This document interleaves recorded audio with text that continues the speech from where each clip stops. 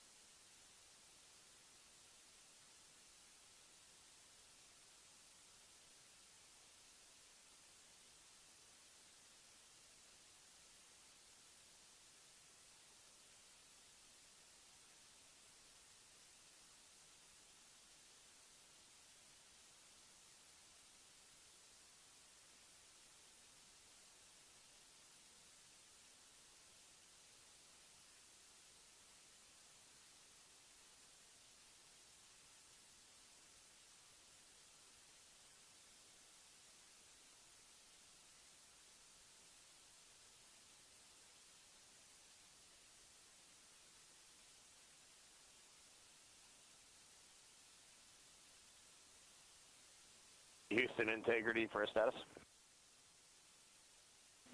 Go ahead.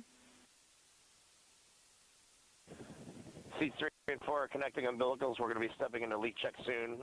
1 and 2 will be seated. 3 and 4 will be free float, and we'll configure EPROC accordingly.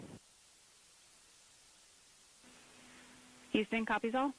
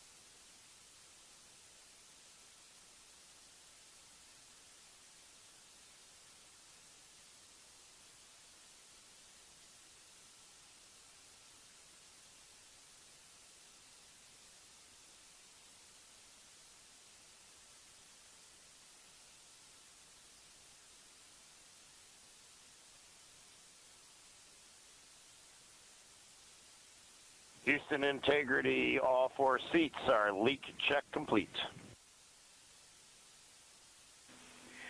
Houston copies. Congratulations. And while you were busy, BFS outputs were enabled. We saw them go enabled on board.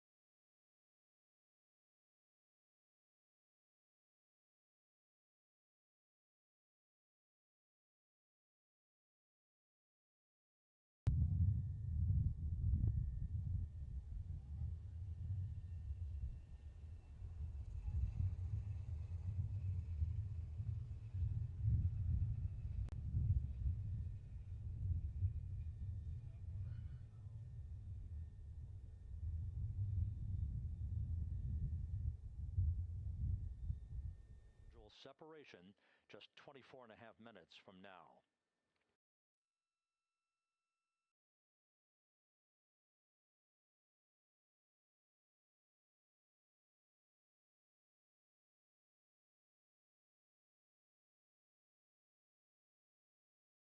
All of the activities from the start of entry interface to the point of splashdown will be quite rapid fire, just 13.5 minutes from the point at which we begin descent into the Earth's atmosphere till splashdown. And just to show you, as Rick Shearing, the flight surgeon, alluded to in his interview with Megan Cruz, all of this happens to decelerate the vehicle from traveling around Mach 33 to just 19 miles an hour at splashdown. All of that happening in just 13.5 minutes. But the vehicle and the parachutes are all designed to support all of that, so we'll be standing by to report all that to you in sequential fashion as these milestones are ticked off and as we hear from the crew during its entry back into the Earth's atmosphere, and ultimately when they emerge from the blackout period, and at that point we'll be just minutes away from splashdown.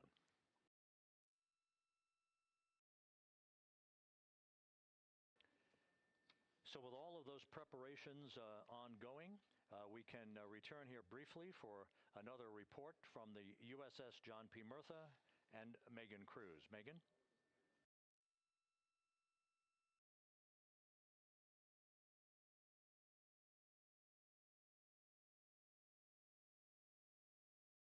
And we'll regain that communication with the USS John P. Murtha just momentarily. In the meantime, everything is on track aboard Integrity, the flight control team here in Houston, led by Entry Flight Director Rick Henfling. The voice you will hear talking to the crew is that of Jackie Mahaffey. She will be reporting everything to the crew and receiving their reports as they enter the Earth's atmosphere for their 13.5-minute plunge back into the atmosphere for splashdown off the coast of San Diego. Now we have the ship back with us and Megan Cruz aboard the USS John P. Murtha. Megan? 11 balloon, right?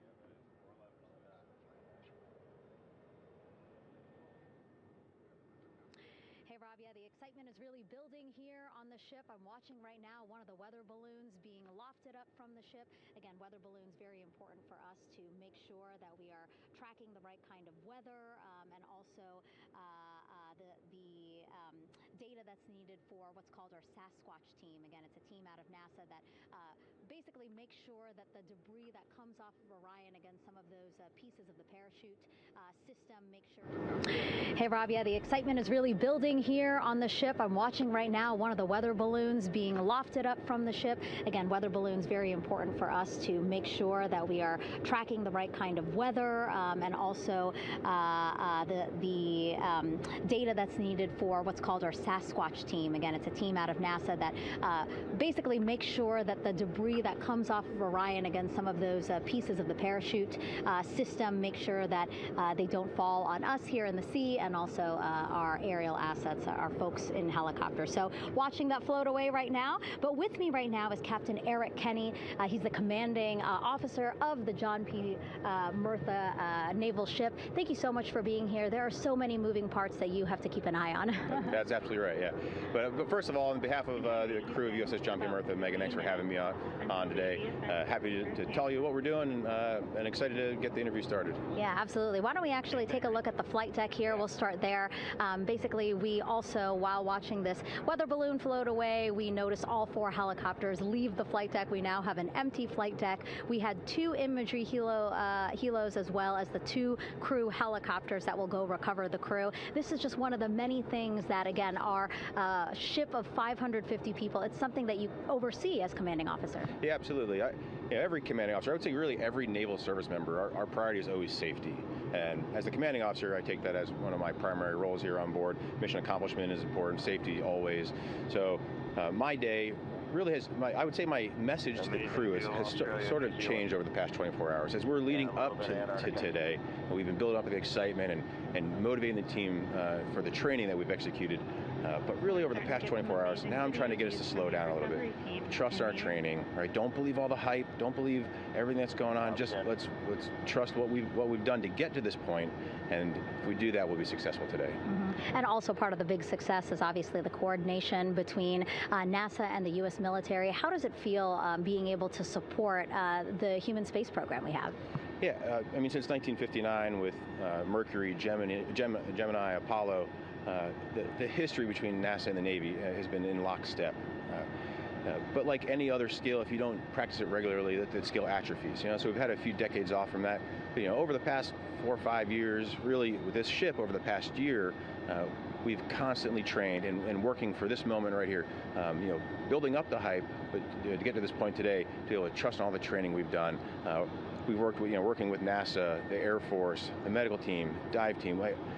You want to talk about high-performance organizations coming together, working in unison? We are seeing that here on board the USS John P. Murtha, and I can't be more proud of all the work everyone's doing. Yeah, you had some great words this morning saying just that, again, that it's really nice to see everybody working together and so excited. I mean, you just became the commanding officer of this ship back in February. How does it personally feel for you to be a part of this historic moment today? Yeah, I mean, first and foremost, I'd say any opportunity to command any warship in the United States Navy is a tremendous honor, is a pinnacle of any naval officer's career.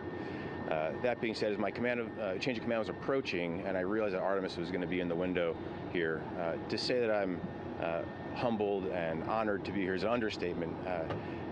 What really just excites me is the opportunity to see this crew, who has been training so hard over the past year plus, come together.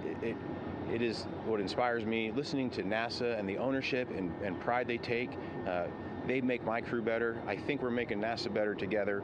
That synergy is something that I'm happy to see and hopefully take forward with me in my career. Yeah, it's all about partnerships. We couldn't do it without you, and we couldn't have gotten to the moon without our international partners as well. So thank you so much, Captain. It was really great to have you here today. Thanks, Megan. Awesome. All right, Rob, back to you. Thank you, Megan. Back here in Mission Control in Houston.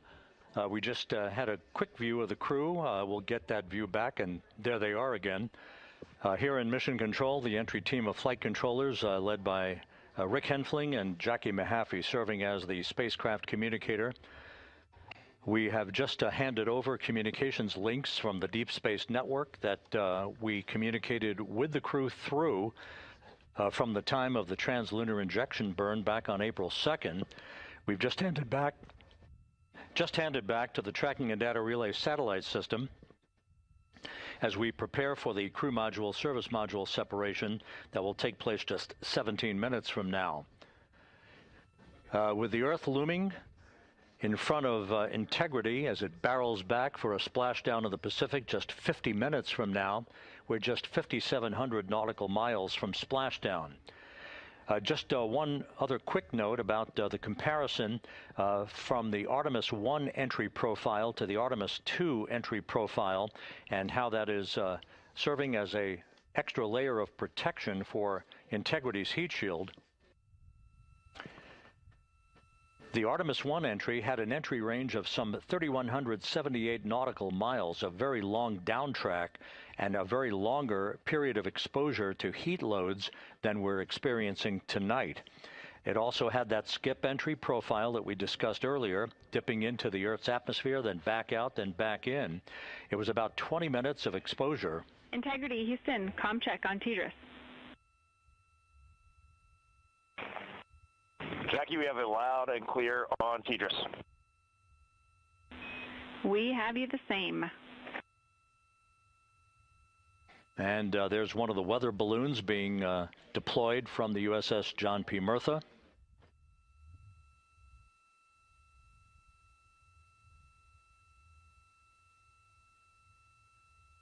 So the Artemis I entry had the vehicle. Any update on GPS? We haven't seen a track in yet.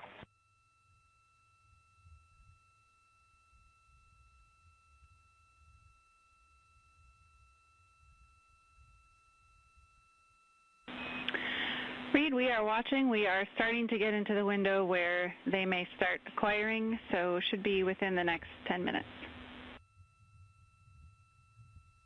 Okay, sounds good. We're holding at step 17 and getting ready for CMRCS hot fire.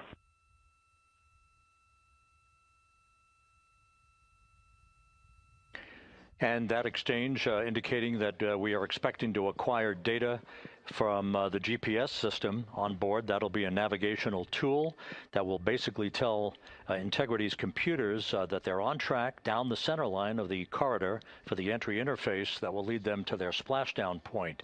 Once again, the Artemis I entry exposed the heat shield for about 20 minutes of peak heating. For Artemis II, we're going to reach a downtrack distance of 1,701 nautical miles from the point of entry interface with just 14 minutes of duration.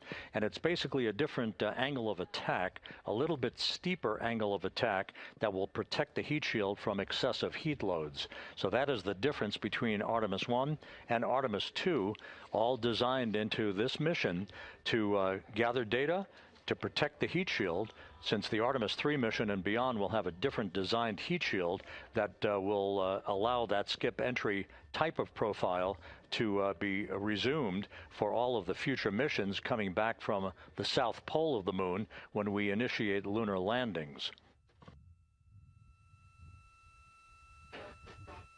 So we've handed over to the Tracking and Data Relay Satellite System. That's where we'll have communications for the rest of the flight. Just to give you some time hacks here, we're 13.5 minutes away from crew module, service module separation, and just 17 minutes away from the raise burn, that 19-second firing of the thrusters that will basically be the final fine-tuning of the angle of attack for Integrity as it enters the Earth's atmosphere.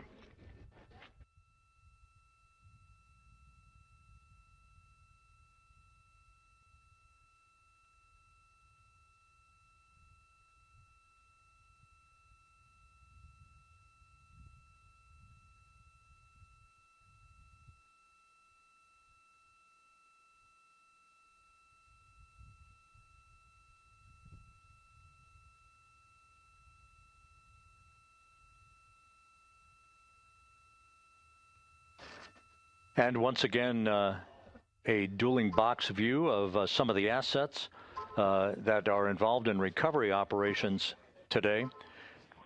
The Integrity, cabin configured, all crew suited and seated. Houston, copies. That confirmation from Reed Wiseman aboard Integrity, as you see the assets being deployed to the splashdown zone. At the time of splashdown, we expect the John P. Murtha to be about 5 miles away from Integrity, keeping a safe distance until we are sure that the vehicle is in the water and upright, and that it is in a good configuration system-wide for the recovery teams to begin to approach the vehicle to erect that inflatable raft. 2 minutes to CM RCS warm-up hot fire. We're ready. That call from spacecraft communicator Jackie Mahaffey indicating that we're 2 minutes away from a quick burst of the reaction control system.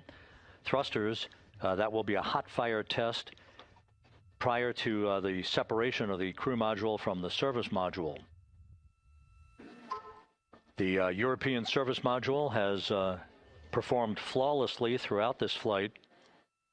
Everything, all the burns that had been prescribed for that service module have been executed on time and without a problem. There is the European flight control room that has overseen the manufacturing, the design of the European service module. They deserve quite a bit of credit on this mission for not only propelling the Integrity and its astronauts toward the moon, but also conducting the fine-tuning of its trajectory to bring it to this point where we are dead spot on down the middle of the corridor trajectory-wise to bring Integrity down for its splashdown in the Pacific just 44 minutes from now.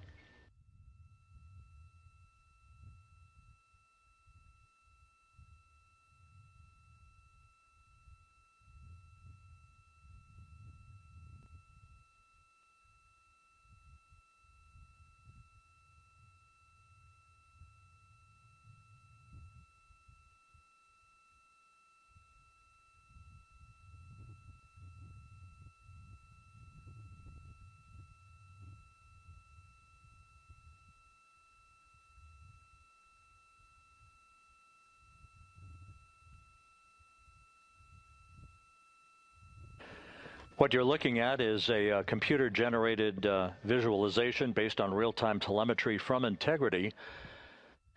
Currently traveling about 16,000 miles an hour.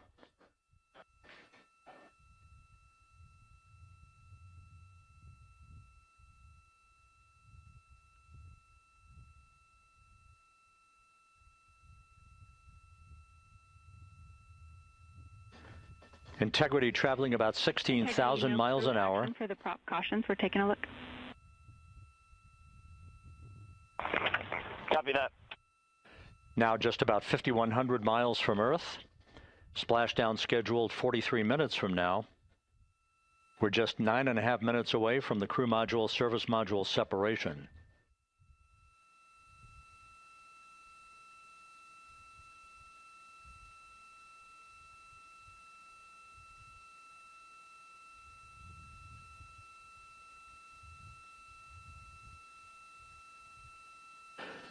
We are confirming. Integrity, we are assessing details, but so far looks like a good hot fire. Looks good on board, Jackie. Thank you. And Jackie Mahaffey took the words out of my mouth. I was just about to say that we had a good hot fire test of the thrusters in advance of the crew module service module separation that's coming up just 8.5 minutes from now. This will begin the period in which we will have rapid-fire succession of critical activities on board that will lead to entry interface just 28 minutes from now, where the vehicle will enter the Earth's atmosphere at an altitude of 400,000 feet. The time of entry interface, 6:53 and 30 seconds p.m. Central Time.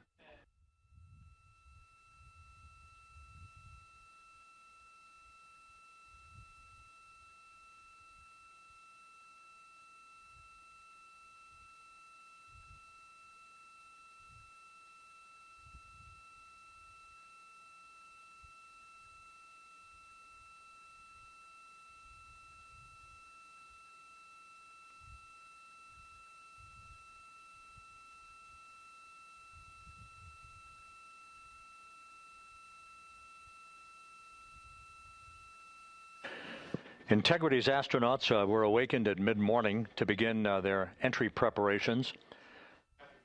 And propulsion officer now reports a good hot fire test in preparation for the crew module service module separation.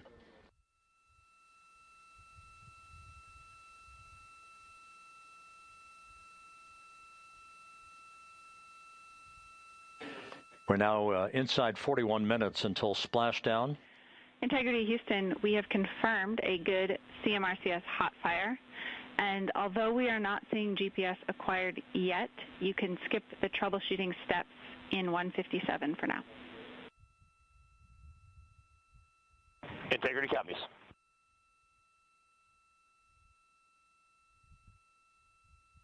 That GPS discussion indicating that we will be acquiring navigational data for Integrity through the Global Positioning System equipment on board. We just don't have it yet, but we will. All of Integrity's systems are in great shape to support its high-speed entry into the Earth's atmosphere. It, once again, will reach a peak speed of 24,661.21 miles an hour. You're calling GPS. We at least have GPS 1 looking good on board.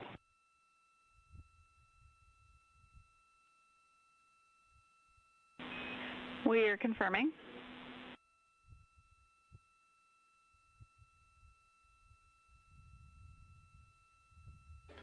The Guidance, Navigation, and Control Officer here in Mission Control confirming that we have good lock on GPS data.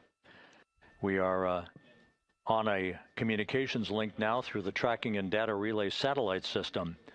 Now, following splashdown, we're going to lose that link and go to what's called a VLDR, a very low data rate communications link, so that we can talk to the crew inside Integrity as they are on the water. Integrity, confirm we do see good GPS. We do too, especially GPS 1 is accepting in nav channels 1 and 3. That GPS data is basically telling Integrity's onboard computers its position relative to the Earth, but its trajectory and its orientation according to flight dynamics, and the guidance, navigation, and control officer is spot on.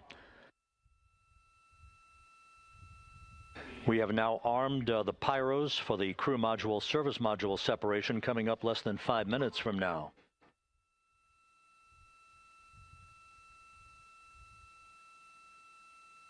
Once again,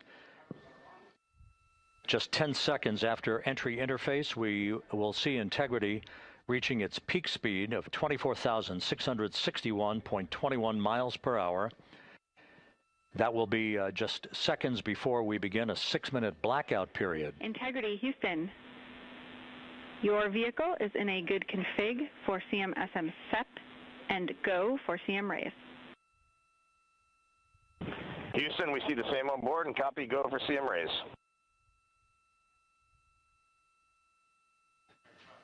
That CM raise referred to as the slight firing of 19 seconds by Integrity's thrusters with a change in velocity of 9.9 feet per second, a slight nudge of the aft end of the vehicle so that it's tilted a bit upward, providing the final angle of attack as the vehicle enters the Earth's atmosphere.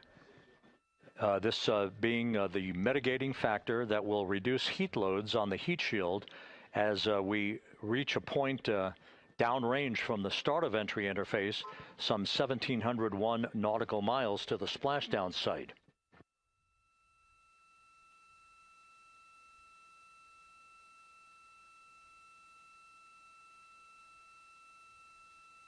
Integrity systems in excellent shape.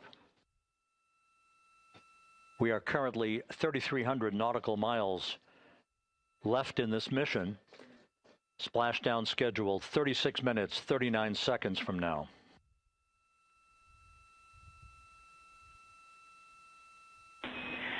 Integrity, Houston.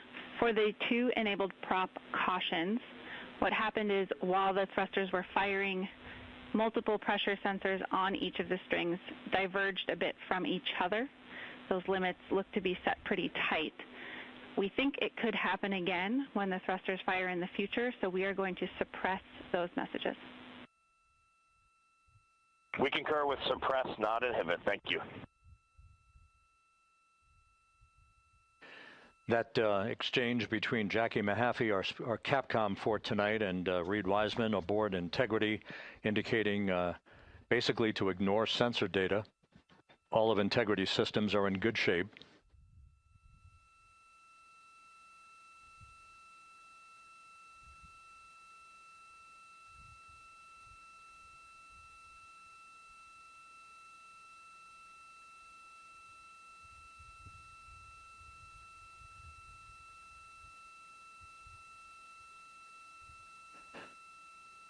Now, coming up on about 90 seconds till the crew module, service module separation.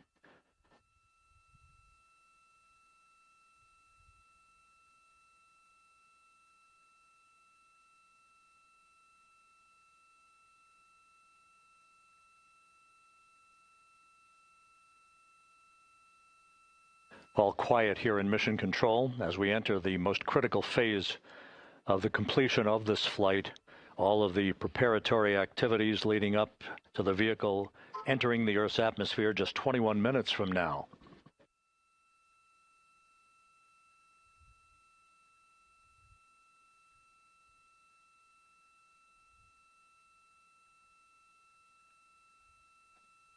Coming up on 1 minute. Mark 1 minute till crew module, service module separation.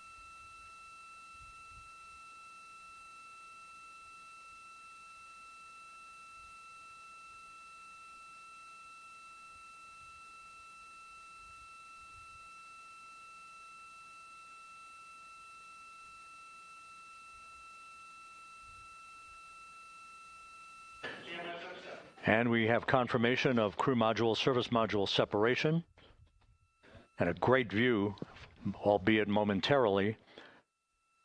Houston, good step on board. Houston copies and concurs. The European service module now separated from Integrity, a job well done. Integrity, no action for the 4 CDH cautions. Those are SM related, not applicable. Integrity.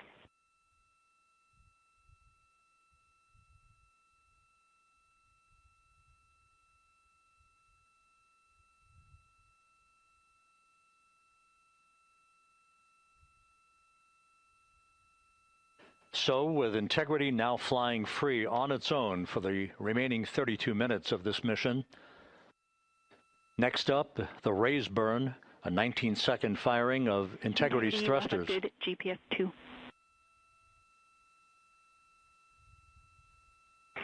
Integrity copies, good GPS 2. Coming up on the 2-minute mark until the raise burn. Again, this is the final tweaking of the orientation of Integrity to put it in the right angle, if you will, the angle of attack that it will fly in during its entrance into the Earth's atmosphere. Entry interface now just 18 minutes, 25 seconds away. This is a visualization, but driven by real-time telemetry.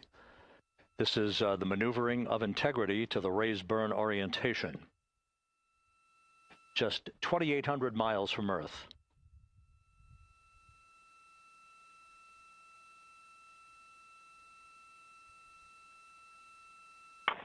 Houston, we got a great view of the European service module out the window with the sun hitting the side and the solar rays and the NASA worm right there. It's a beautiful looking machine. Roger.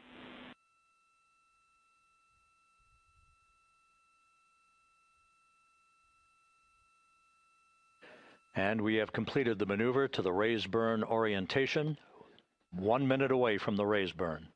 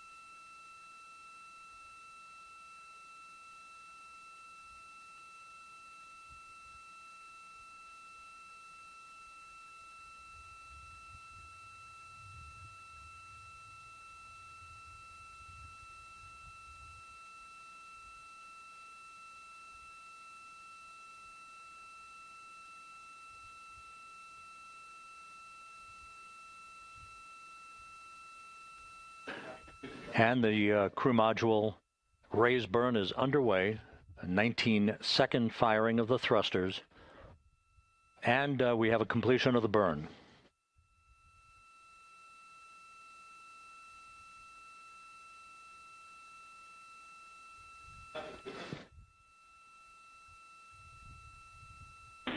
Integrity, good. CM raise burn. Your flight path angle is within limits.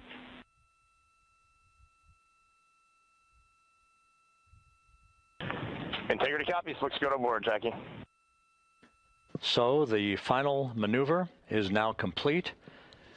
Our trajectory for a splashdown in the Pacific 29 minutes from now is set and will not be amended any further.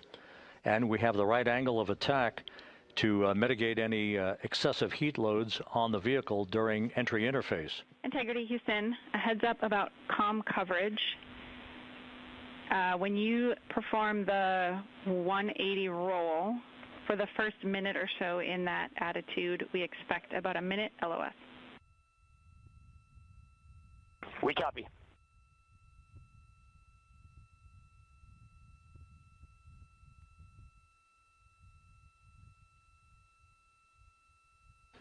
So for those who are watching, The series of events coming up, we will enter the first traces of Earth's atmosphere 14 minutes, 45 seconds from now. 6:53 and 30 seconds is what is pegged for entry interface at an altitude of 400,000 feet, traveling at approximately 34,800 feet per second, range to touchdown or splashdown 1,701 nautical miles. 24 seconds after entry interface, we will enter a 6-minute blackout period in which we will lose communications with the crew. This is expected due to the buildup of plasma around the vehicle. That's an ionization effect due to the collision, if you will, of the velocity of the spacecraft with the friction of the Earth's atmosphere. That 6-minute blackout is expected to begin at 6:53 and 54 seconds p.m. Central Time. During that period of time, we will reach our peak speed of 24,661 miles per hour. That comes just short, based on unofficial data from the flight dynamics officer right now, will come just short of the velocity record set by Apollo 10 of 24,791 miles per hour in 1969. We expect peak heating on the vehicle at 6:54 and 52 seconds p.m. Central Time, a minute and 22 seconds into entry interface. At that point, we will be just 204,000 feet above the Earth, traveling at 33,000 feet per second. The blackout period is expected to last 6 minutes. We expect that blackout period to end at 6:59 and 55 seconds p.m. Central Time. From the end of the blackout period until splashdown, it is just 7 minutes, at which point we'll start deploying the series of parachutes to slow integrity down to an ultimate splashdown velocity of just 19 miles an hour. We see the same, waiting for the 180 rolls.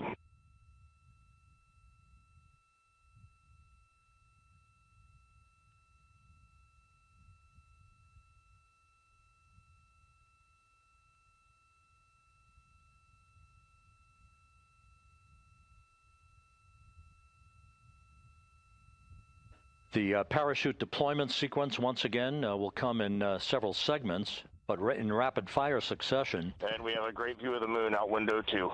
Looks a little smaller than yesterday. Guess we'll have to go back.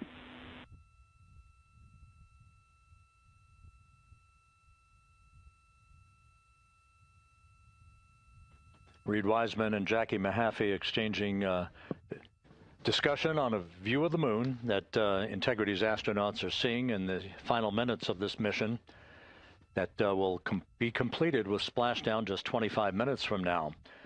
3 forward bay cover parachutes will be used to pull the forward bay cover off the top of the vehicle. Then 2 drogue parachutes will be deployed to slow and stabilize the crew module during its descent, followed by 3 pilot parachutes that will lift and deploy the main parachutes from the forward bay.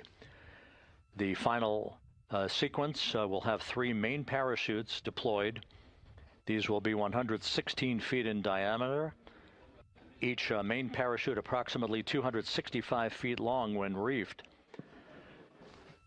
The parachutes will ultimately slow Integrity down from its peak speed of almost 33 times the speed of sound to a gentle 19 miles an hour at splashdown.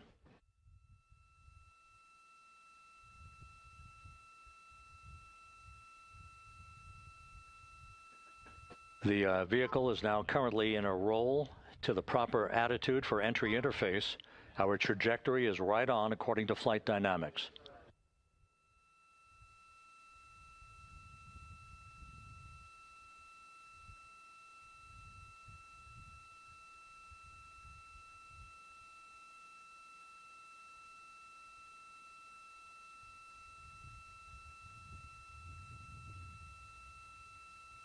Integrity is on a trajectory from southwest and northeast across the Pacific Ocean, descending at a rate of 15,000 feet per second.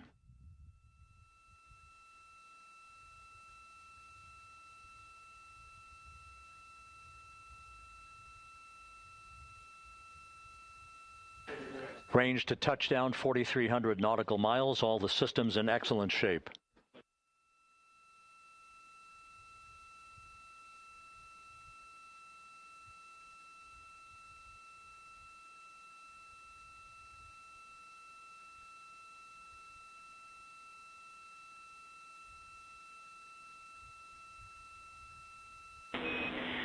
Integrity, Orion in the EI roll 180 attitude. Looks good on board, Jackie.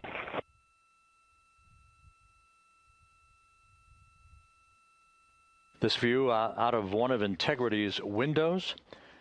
We had a call for 3 good baros. Those are barometric pressure sensors that feed altitude and rate of descent information to Integrity's computers that will trigger the parachute deployment sequence. We are less than 9 minutes away from entry interface, 22 minutes from splashdown.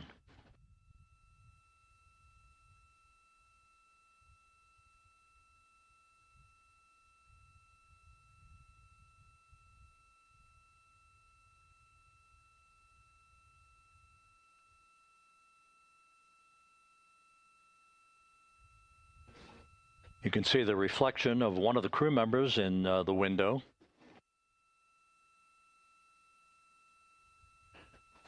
Out in the Pacific, the weather conditions remain go. Just a few clouds, some scattered clouds, winds at 10 knots, wave heights just about 4 feet. A gentle day in the Pacific for the homecoming of Integrity's astronauts.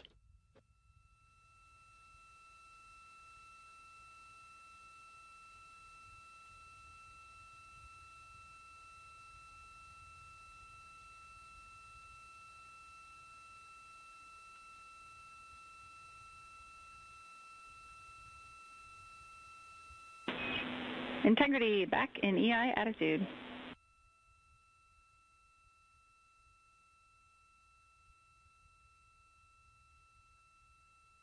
We see the same on board, Jackie.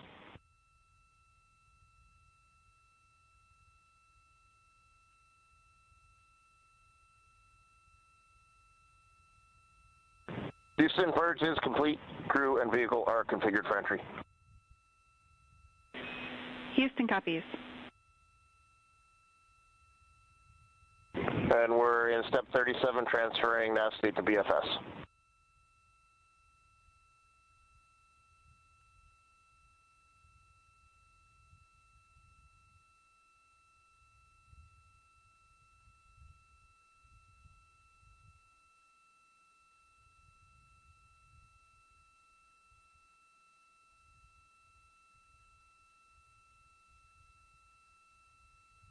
And Houston, in instruction 509, we are not below 0.2.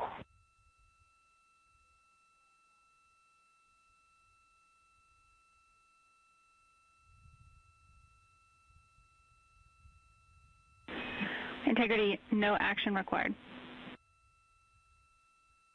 Integrity.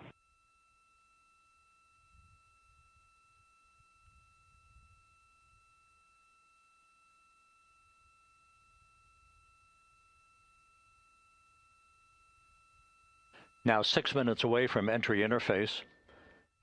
We will hit the first traces of Earth's atmosphere at an altitude of 400,000 feet, traveling about 34,882 feet per second. Range to splashdown at that point will be 1,701 nautical miles.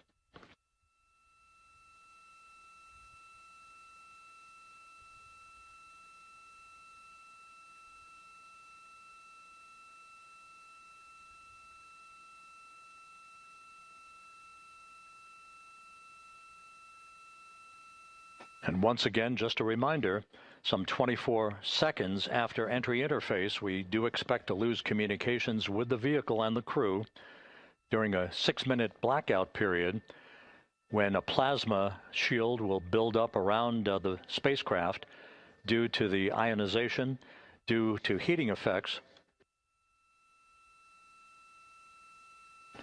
And Flight Dynamics has just confirmed we will have a blackout period of exactly 6 minutes in duration. And once again, that's due to the fact that a plasma buildup around the vehicle will prevent communications and data, so we will not be able to talk to the crew members at that time, nor will we receive data here in the flight control room. Houston, everything is looking good on board. Just confirm no pre-EI downloads. Houston concurs. That blackout period to begin at 6:53 and 54 seconds p.m. Central Time, and again will last about 6 minutes in duration.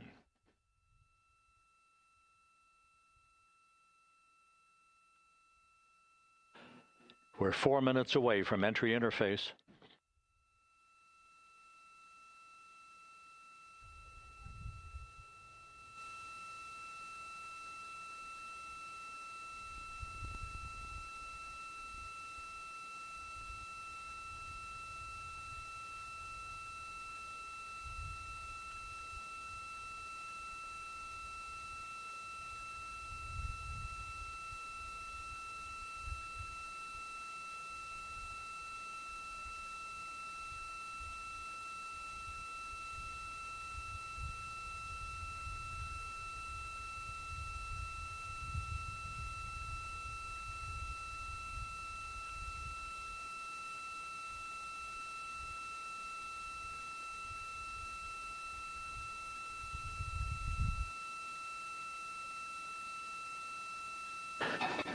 This view from Integrity as it crosses from southwest to northeast across the Pacific Ocean, 3 minutes from entry interface.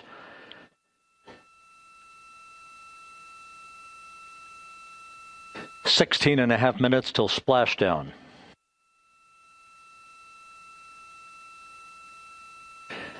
The USS John P. Murtha and the recovery team is on station and in position, as are the airborne imagery assets that we hope to receive imagery from as Artemis enters the Earth's atmosphere and through parachute deployment.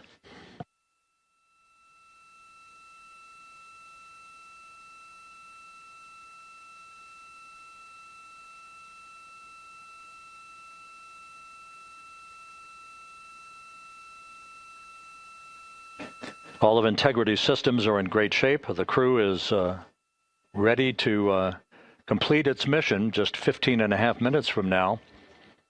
All of the activities today have gone off in perfect fashion. No issues with the vehicle, no issues with the crew. And the weather at the splashdown site is go.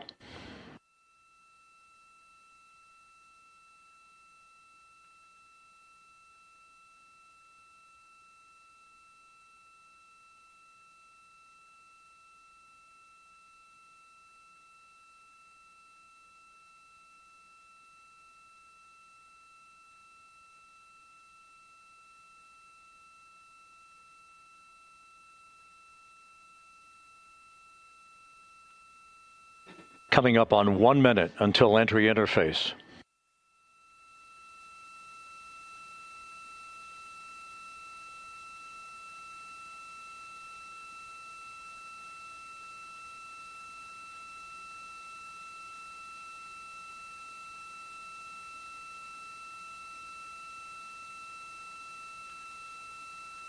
Mark 1 minute until entry interface. 1 minute, 20 seconds until the expected start of our 6-minute blackout. Integrity, 1 minute to a 6-minute blackout. Integrity.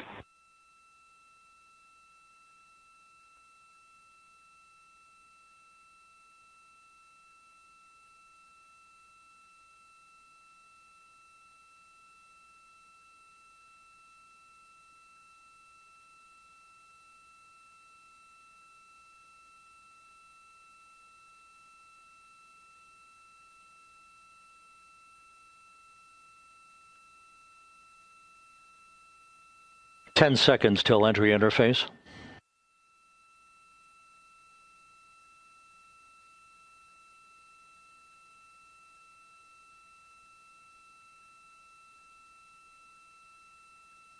And we have crossed the threshold, now entering the Earth's atmosphere. We're at 400,000 feet, traveling 34,800 feet per second.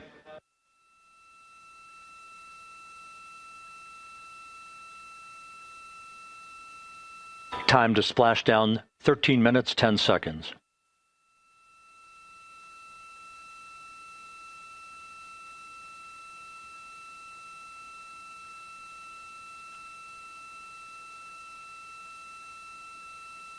And as predicted, we've entered our communications blackout. This will be a 6-minute blackout period. No voice, no data from the crew.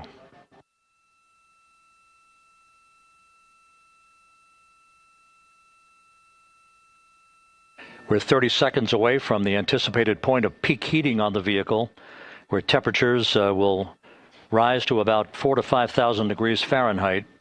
This is the true test of our trajectory.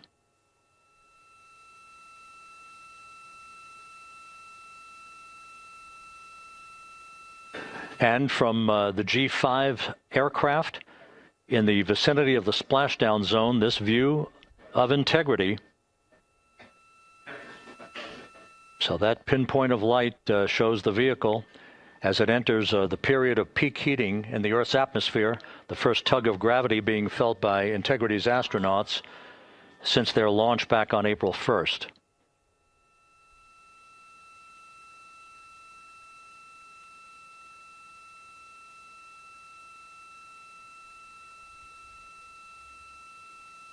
Four and a half minutes until the end of the blackout period. Time to splashdown, 11 minutes, 33 seconds.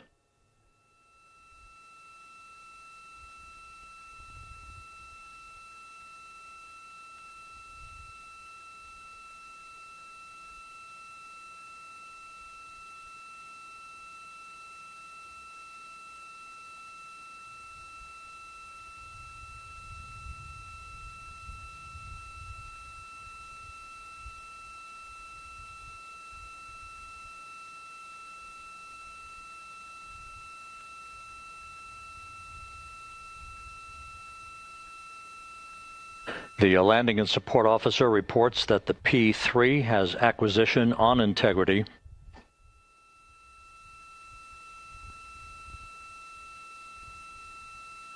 Three and a half minutes left in this blackout period. This is a visualization of the plasma buildup around the spacecraft and the repelling of that heat on Integrity's heat shield.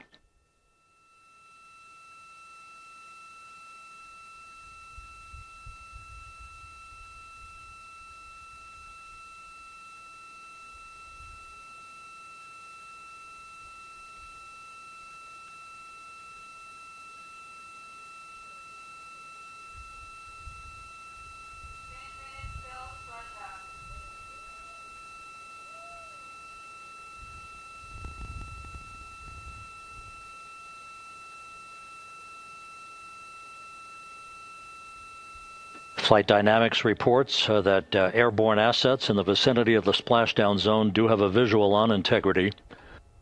Still 2 minutes and 40 seconds left in our blackout period. Time to splashdown, 9 minutes, 35 seconds.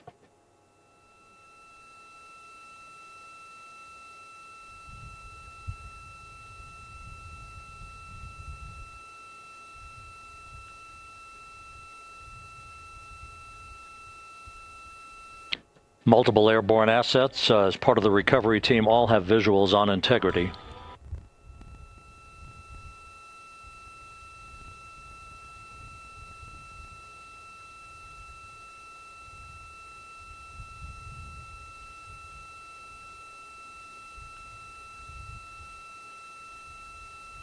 And the WB-57 flying in the splashdown zone also has a visual.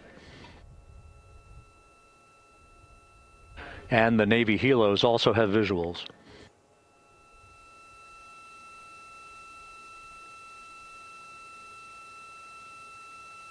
We're still in the blackout period. Still do not have communications from the crew.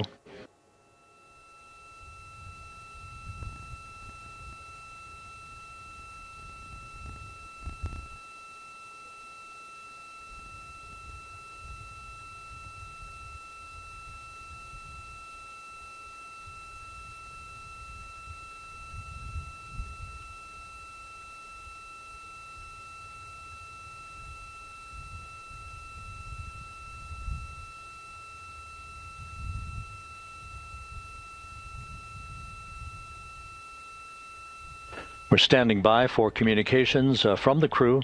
We should be out of the blackout period less than a minute from now.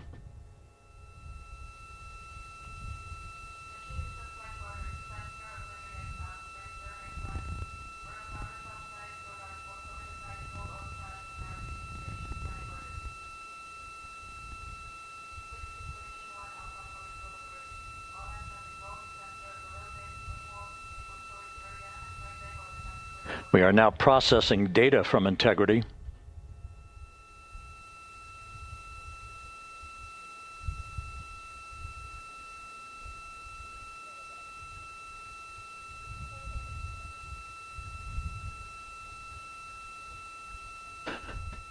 Landing and support officer reports the small boats are en route to the splashdown target zone.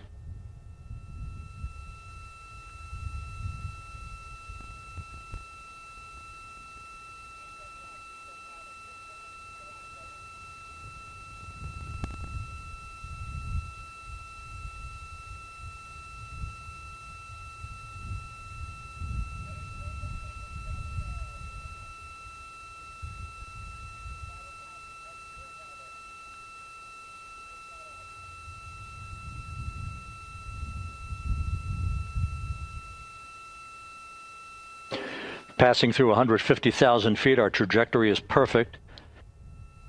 We're getting intermittent views of integrity.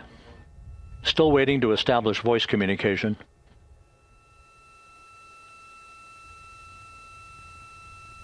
Integrity, Houston, comm check, post-blackout. For America and a waiting world, integrity is 5.5 minutes away from coming home.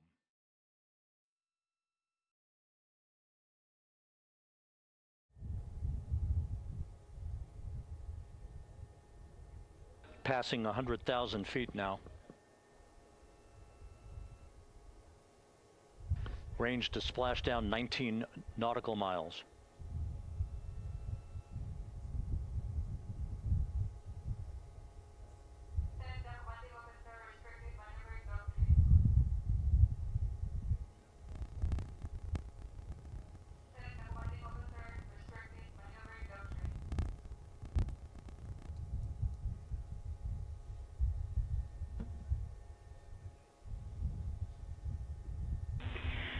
Integrity, impact to the camera controller fail is no cab 1 views of the chutes.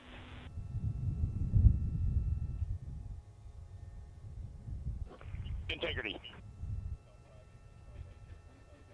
We're processing good data through the GPS system. A good view of integrity, time to splashdown 4.5 minutes.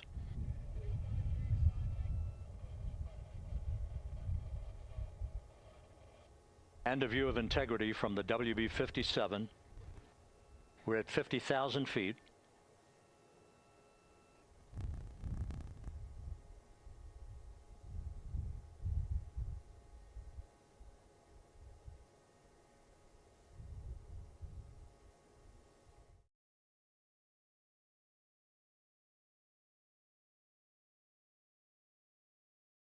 The pyros are armed for forward bay cover jettison.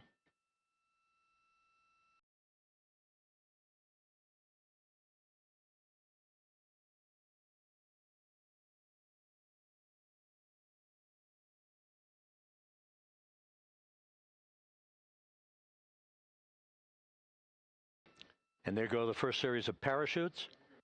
And we're on drogues.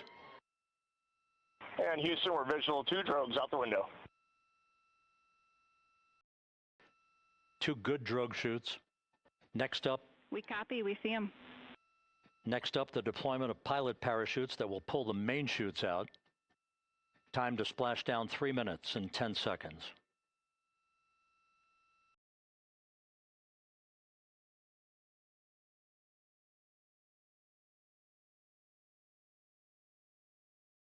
Perfect descent rate according to flight dynamics. Good rates on 2 drogues.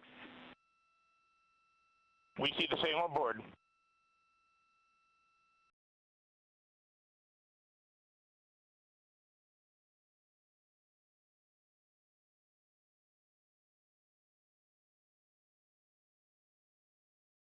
Passing through 10,000 feet.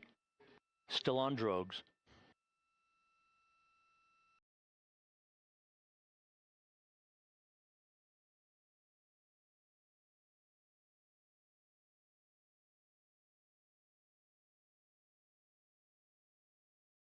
Main chute deploy. We're at 5,000 feet.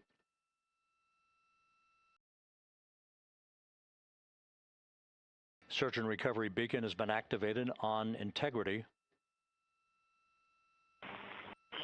And we have 3 good main chutes. Good 3 main chutes, good reefing, good descent rate. Good rates, and we see 3 good-looking parachutes.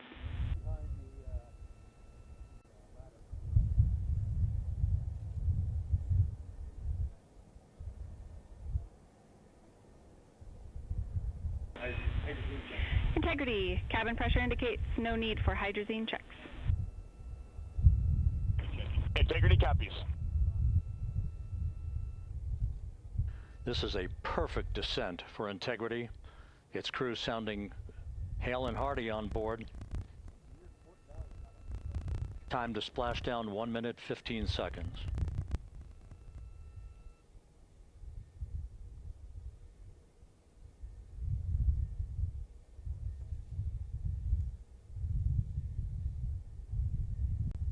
Integrity about to complete a journey spanning 694,481 miles from its launch from the Kennedy Space Center back on April 1st, and a trip around the moon.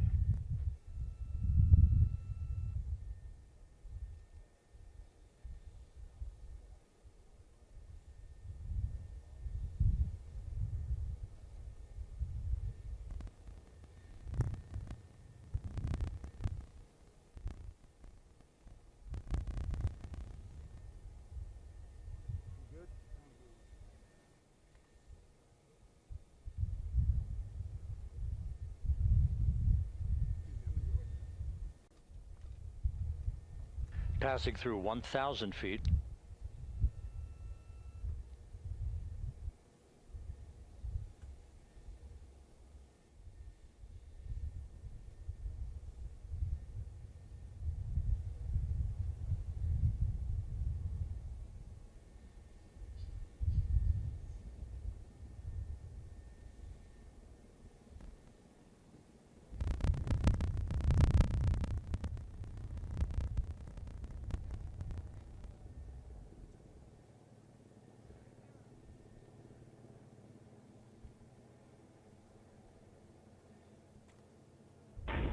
Integrity, splashdown, sending post-landing command now. Splashdown confirmed. Copy splashdown, waiting on VLDR. Splashdown confirmed at 7:07 p.m. Central Time, 5:07 p.m. Pacific Time. From the pages of Jules Verne to a modern-day mission to the moon, a new chapter of the exploration of our celestial neighbor is complete. Integrity's astronauts back on Earth.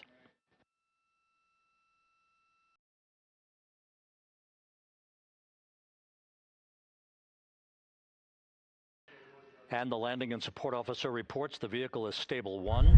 We still will be deploying the crew module uprighting system to maintain that orientation. A perfect bullseye splashdown for Integrity and its 4 astronauts.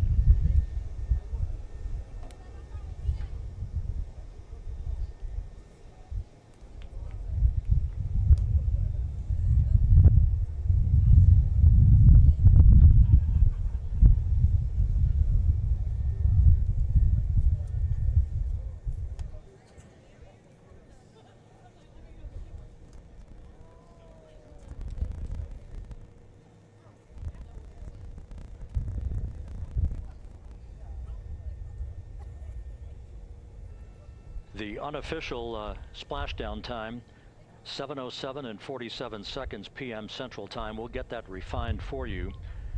That would put the end of the mission at a mission elapsed time of 9 days, 1 hour, 31 minutes, 35 seconds.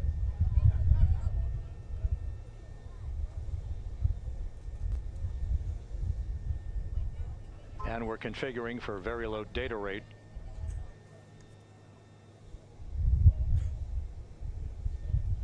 Once again, splashdown occurring in the Pacific, southwest of San Diego at 7:07 and 47 seconds p.m. Integrity Houston, comm check on VLDR.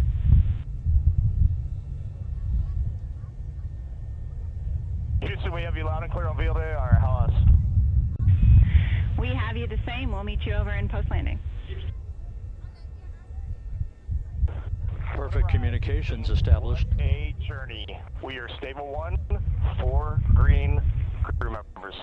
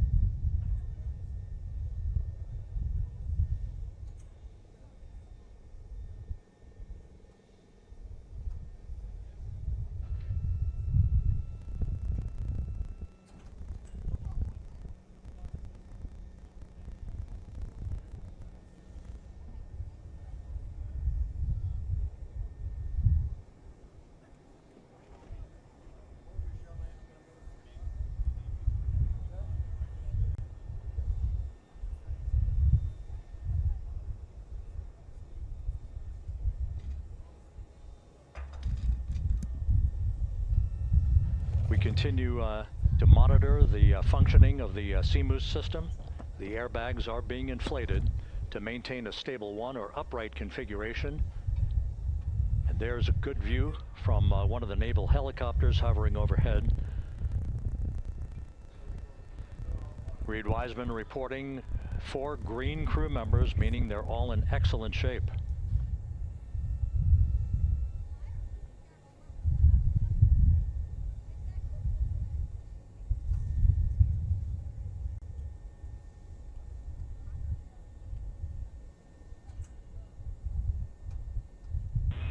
Integrity Houston for SAR beacon and radio. SAR beacon is in 406 and we're powering the radio now. Go ahead. We see the beacon on, however, the recovery team is not seeing the signal. Your SAR radio uses the same antenna, so you may run into trouble with the radio. Okay, copy. And we are also powering up the sat phone now.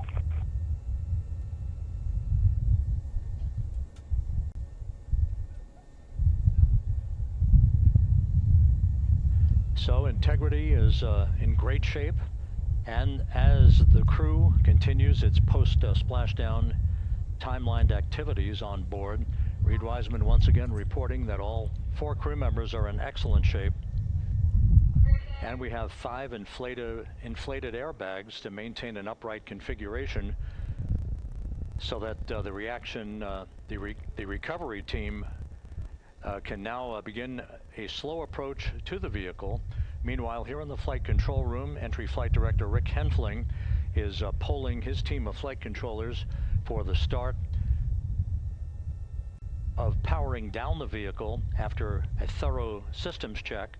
We have no toxic gases to be concerned about, so the recovery personnel can approach the vehicle, but not until we have powered down the spacecraft. That's expected to take a few more minutes.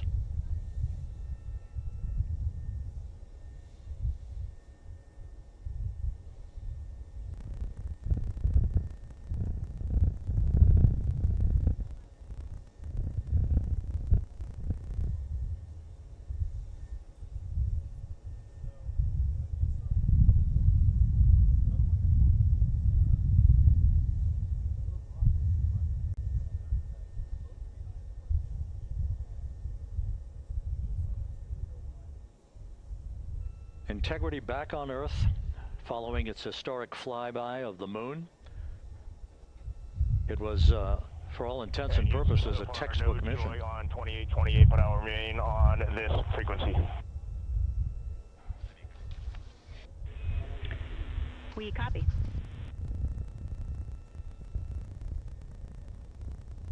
Reed Wiseman indicating some trouble with the SARSAT phone on board, but that's not an issue. What is more important is that the vehicle is solid, no issues as we begin the power down of the vehicle to begin the recovery process.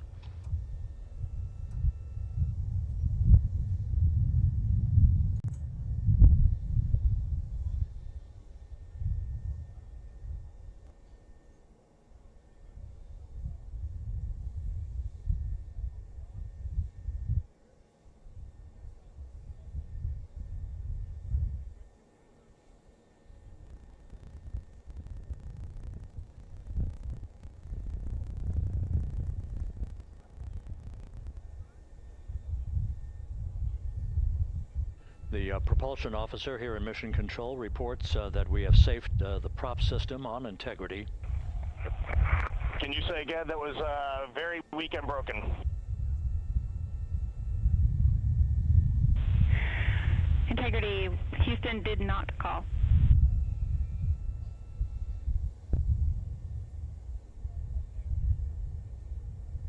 Copy that, Houston. It might have been on the SAR radio. Stand by.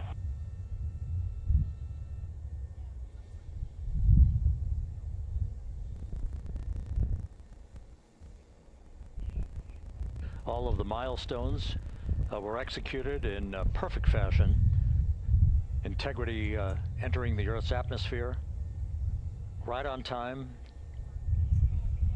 reaching its peak speed shortly after a blackout period began. We emerged from the blackout period, but the recovery imagery airborne assets were able to pick up Integrity's descent almost immediately through entry interface, tracking the vehicle all the way down.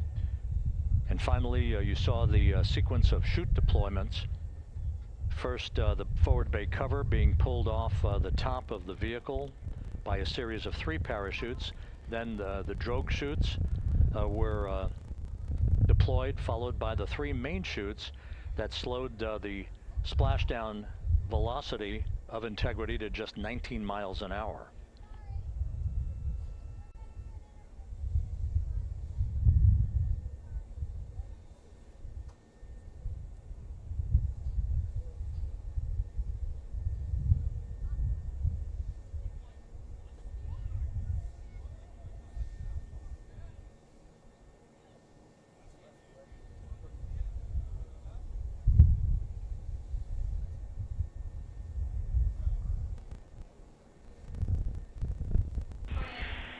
Integrity, Houston, with no joy on SAR and SAT phone, we'd like you to command an additional 15 minutes for a total of 30-minute power down delay.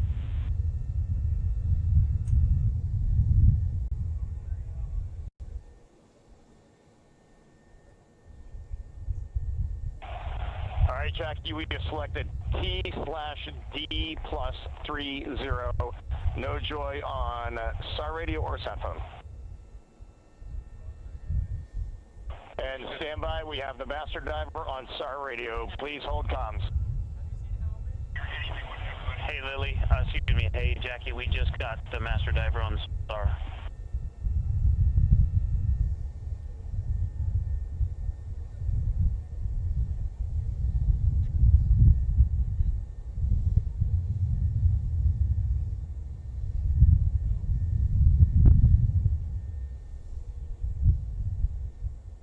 Good view of one of the fast boats. Integrity, Houston, if you are happy with your comm with Master Diver, you can go back to the 15-minute power down. Okay, stand by. Yeah, we'll confirm here in a second. The crew on board Integrity coordinating with the flight control team in Houston here in Mission Control on the timing of the power down of the vehicle, which will be the precursor to the recovery teams approaching the spacecraft. There are no issues with Integrity. We've had a bit of broken capability in establishing a SARSAT or satellite phone communications capability between the crew on board Integrity and the recovery team. That will get sorted out here shortly. There's plenty of cooling on board Integrity, so there's no rush to begin the power down. I tried to call you on the sat phone and not getting an answer there either. Concur. We haven't had anything come through.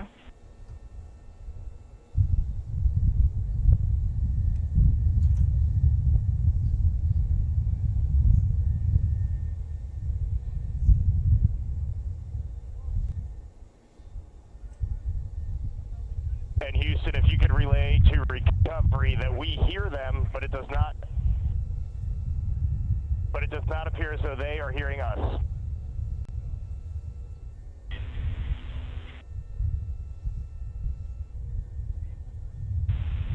Houston copies, and Reed, just to confirm, you are pushing the PTT on the radio.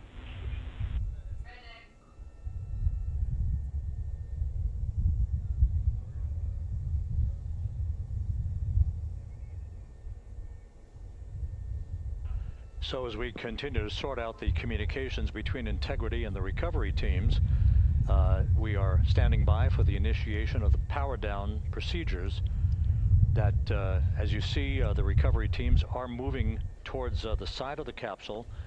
The next major event will be the erection of that large inflatable raft called the front porch.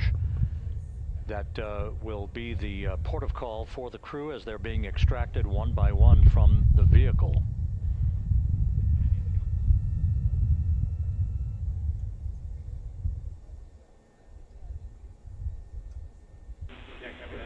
Integrity Houston, for sat phone, we are going to attempt to call you.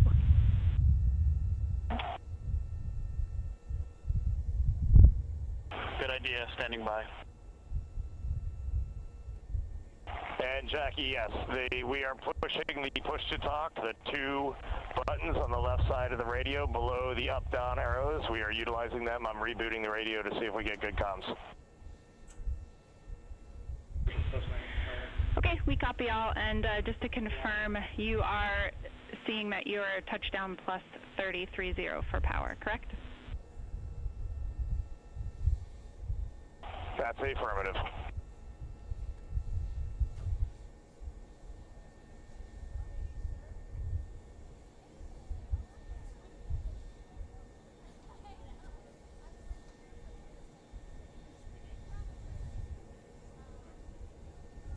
We are trying a backdoor approach to have mission control here call the crew on their satellite phone.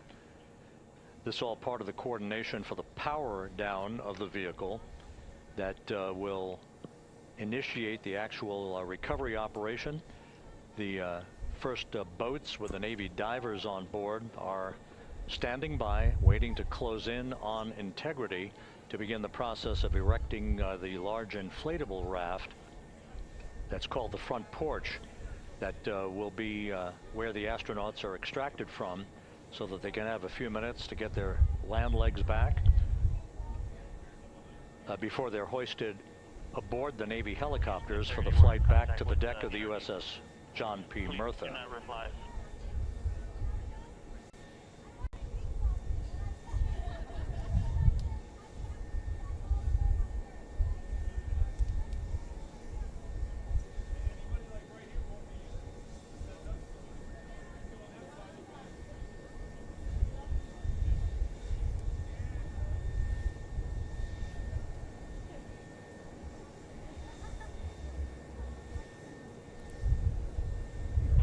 And Houston, please don't reply. NRD, very weak,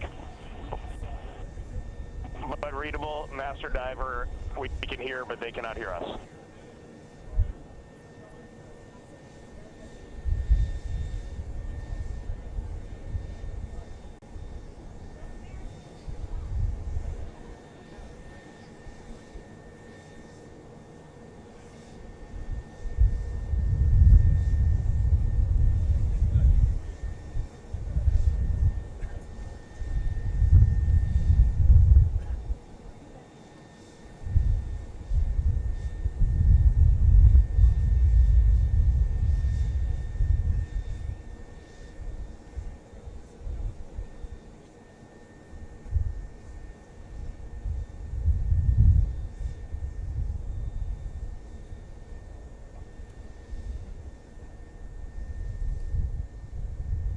and Houston on OE1. Is there any chance to tie us into NRD?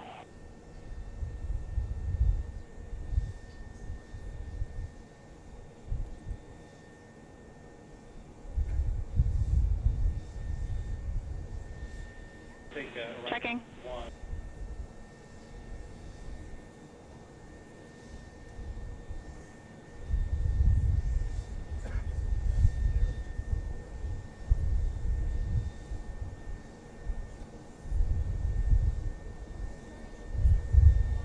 This is Mission Control Houston. While we stand by for the establishment of communications between Integrity and the recovery team that is basically standing by very close to the spacecraft, we're going to go to the deck of the USS John P. Murtha, where Megan Cruz is standing by with Administrator Jared Isaacman.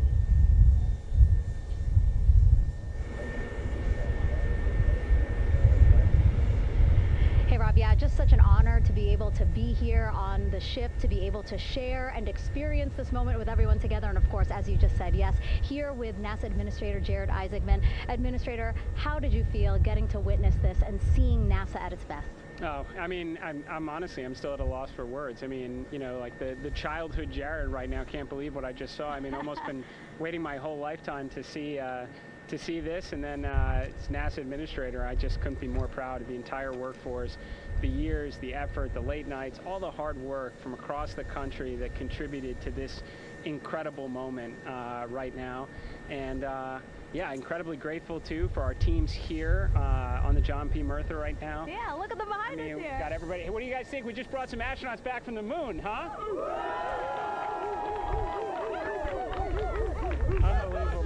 Thank you. Yeah, so grateful to the Navy, the sailors that are here, the NASA teams. I mean, this is a joint effort that's on their way right now. These recovery forces are getting out to our Orion spacecraft, to Integrity, to get our astronauts back on the ship safely. Yeah, and this is not just an accomplishment for NASA. This is an accomplishment for humanity. Again, a historic mission to the moon and back. How does this make you feel, and what do you hope people take away from this?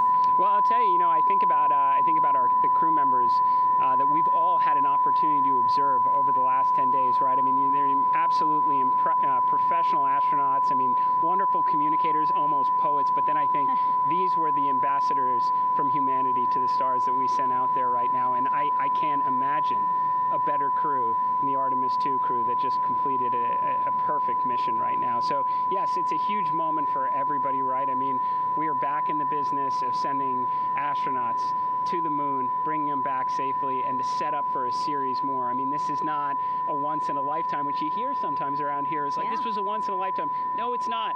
This is just the beginning. We are going to get back into doing this with frequency, sending missions to the moon until we land on it in 2028 and start building our base. Yeah, are we going to build on the momentum for Artemis III? I mean, it's just around the corner. Absolutely. So I mean, that's, you know, part of me too. Like, I can't wait to get the crew off of Integrity right now, but also getting Integrity back on this ship so we can start taking a look at it, because all that data is so precious to us right now. I mean, we are going to definitely want to take a good look at the thermal protection system. We're going to want to download all the data they couldn't transmit back to us and use that to inform Artemis III. But we're already making progress, right? You had SRB segments already showing up at KSC. Core stage for Artemis III is rolling out on April 20th. We're getting Mobile Launcher 1 back in vehicle assembly building. So yes, there is a lot to celebrate right now on a mission well accomplished for Artemis II, and at the same time, we got to start getting ready for 3. Amazing. And last question, you know, for people who joined us for all 10 days to see what we can accomplish together with our international partners, what do you think about the fact that we're going to keep doing this more and more and more? It's incredibly exciting. I mean, yes, it's the contributions, like the best and brightest across the NASA workforce from across the country, our industry partners, our international partners. We had a Canadian Space Agency astronaut on board in Jeremy. We had the European Service Module. And you think, in the days leading up to this launch, I mean, 48 hours prior to launching Artemis II, I was meeting with the Italian Space Agency. We signed a memorandum of understanding to build a habitation module on the moon. I mean, you have countries, all of our allies and partners coming together saying, we are committed to this effort. We are returning to the moon. We're doing it to stay. We are building that enduring presence. We are going to master the skills on the surface of the moon, so someday we can undertake missions to Mars. It's just an incredibly exciting time, and we're not going at it alone. We're bringing everybody along with us. Absolutely. And speaking of everyone, one more time, we're going to ask the crew here, you guys ready to land on the moon? Awesome. I love that. Okay, well, thank you so much, Administrator. Appreciate you being here. We're, of course, going to stay on to watch the crew get extracted from Orion, so stay tuned, and we'll see you back here shortly.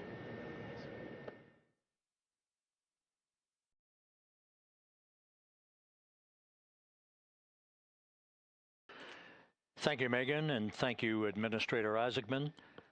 We are in the process of working to establish that communications link and to establish the procedures that will lead to the power down of the spacecraft, which is gently bobbing in the Pacific following a bullseye touchdown that occurred at 7:07 p.m. Central Time, 5:07 p.m. Pacific Time, 2.5 hours before sunset in the Pacific, southwest of San Diego. We have once again heard from the crew during that interview opportunity with the administrator, and we have 4 healthy crew members on board.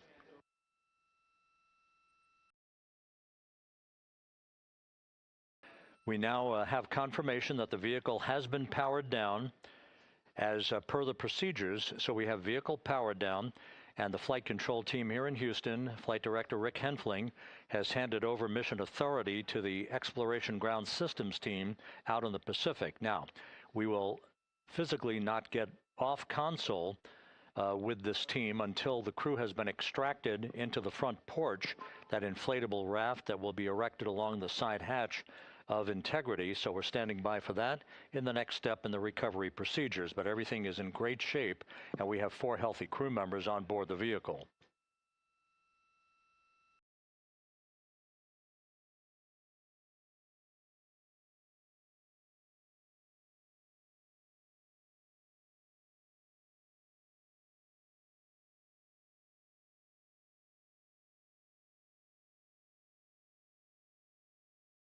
All of the entry events went by the book, no issues, perfect trajectory for Integrity that was culminated with one final raise burn to improve the angle of attack for the vehicle as it entered the Earth's atmosphere. All of that flight dynamics computation worked like a charm.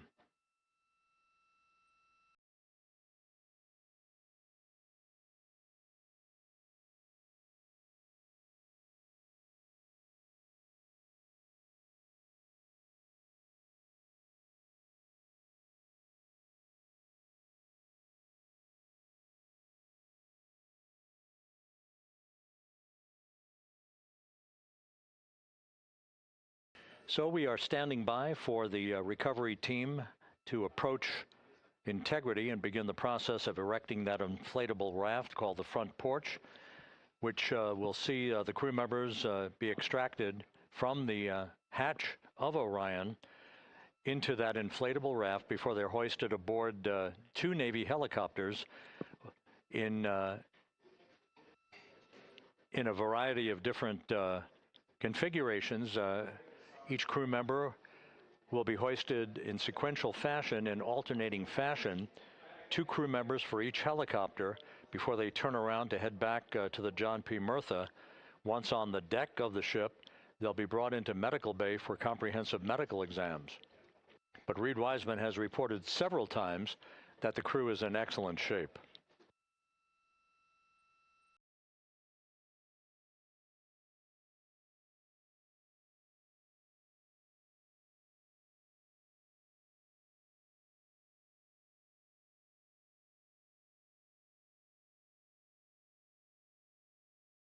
So just to recap, it has been some 26.5 minutes since the splashdown of Integrity in the Pacific. The vehicle is in excellent shape. It performed like a champ all the way down through the Earth's atmosphere. All of the vehicle functions were checked off in excellent trip hammer fashion. The parachutes all deployed as planned. Splashdown occurring at 7:07 p.m. Central Time, 5:07 p.m. Pacific Time.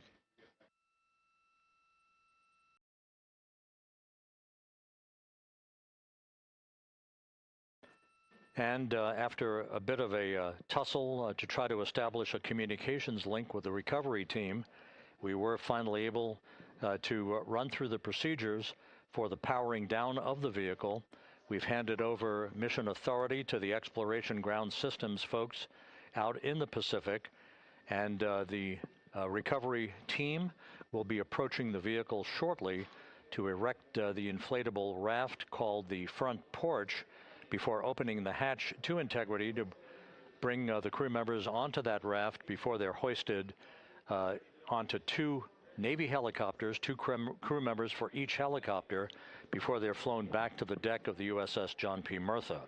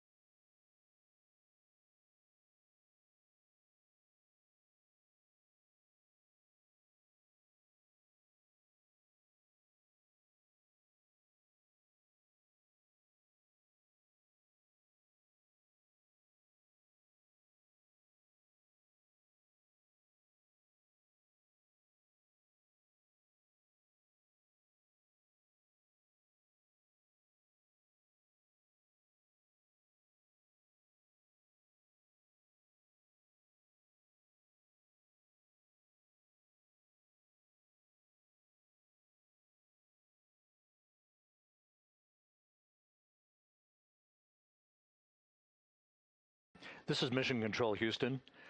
After talking to the flight dynamics folks, we have a bit of a refinement on the splashdown time for you. Their computation shows a splashdown time of 7:07 and 27 seconds p.m. Central Time, 7:07 and 27 seconds p.m. Central Time.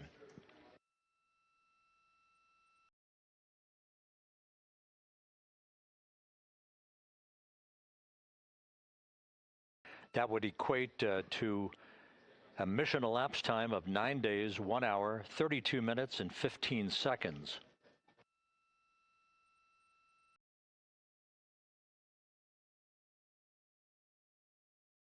Once again, from Flight Dynamics, a splashdown time of 7:07 and 27 seconds p.m. Central Time.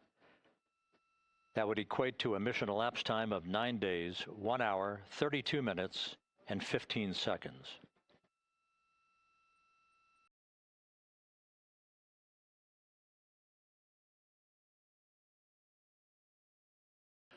Reports from the Pacific indicate that the recovery team, in communications with the crew aboard Integrity, that the crew remains in excellent shape as they await the approach of the team for a final hazard gas evaluation before they move to the side of the vehicle to erect the inflatable life raft called the front porch.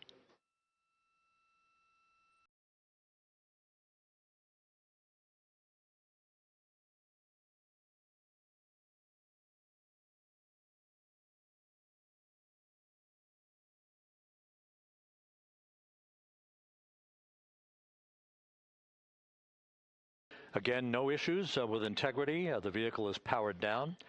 All of its systems are now safed. We have handed over mission authority to the Exploration Ground Systems folks in the Pacific, but we will not stand down and have the entry flight control team depart its positions until that inflatable raft, the front porch, is erected, the hatch open, and the crew having exited the vehicle. So that's the next step in the recovery process that will lead to the hoisting of the crew members. For 2 crew members for each helicopter, they'll be hoisted to a pair of Navy helicopters that will then fly a short distance back to the USS John P. Murtha. What you're looking at is one of the fast boats circling the vehicle to make a hazard assessment.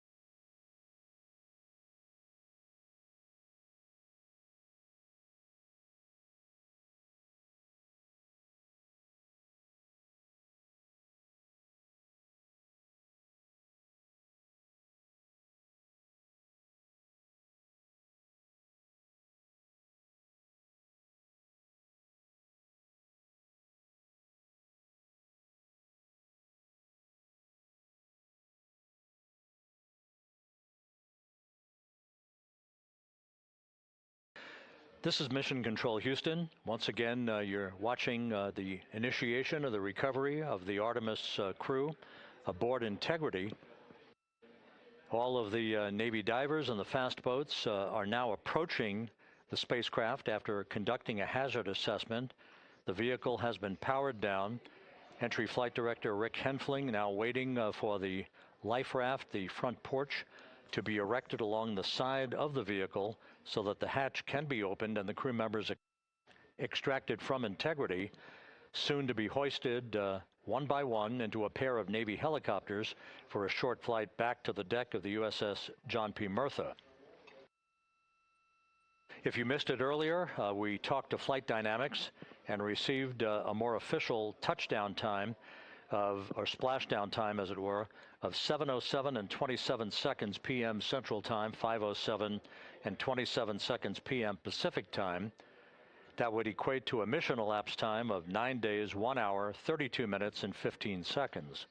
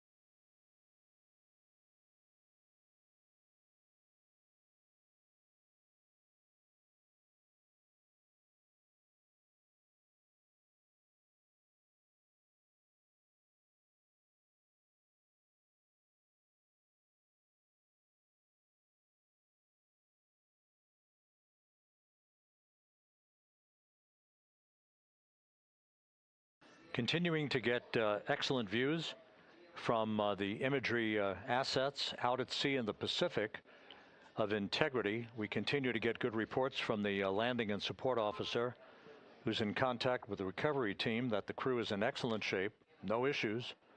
They're just currently biding their time, waiting for the front porch to be erected. We have no hazardous hazard gases and no hazardous situation with the vehicle. It performed perfectly all the way down from entry interface to its splashdown in the Pacific at 7:07 and 27 seconds p.m. Central Time. And as you can see, the first phalanx of recovery personnel now pulling up alongside of Integrity.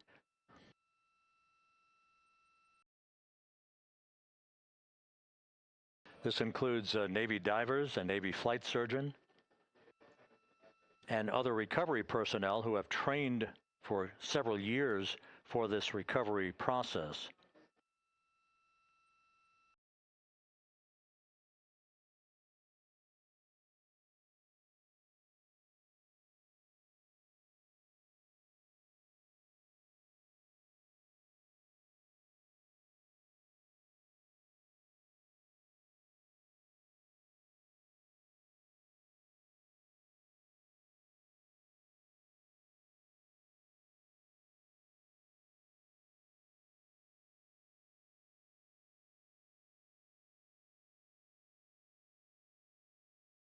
At this hour, some 41 minutes following splashdown, the vehicle has been powered down. There's no hazardous gas emanating from the vehicle. That's why The first team of recovery personnel has been able to pull alongside Integrity, and the reports continue to come in that the 4 astronauts are in excellent shape.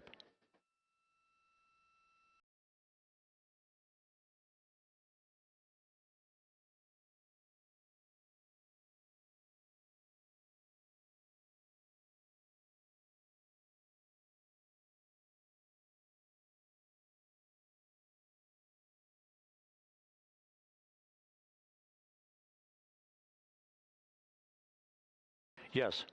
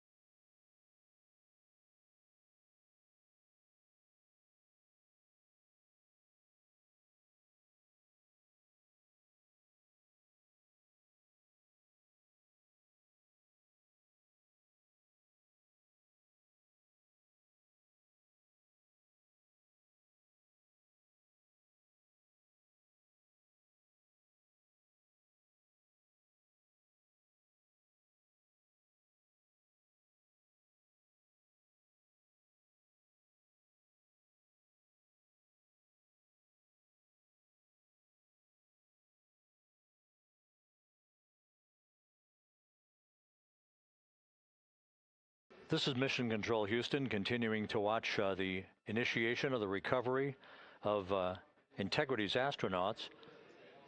One by one, they'll be brought out of the spacecraft onto a large inflatable raft just a short time from now. In the meantime, we can go back to the USS John P. Murtha, where my colleague Megan Cruz is standing by to provide her situation report. Megan, can you hear us?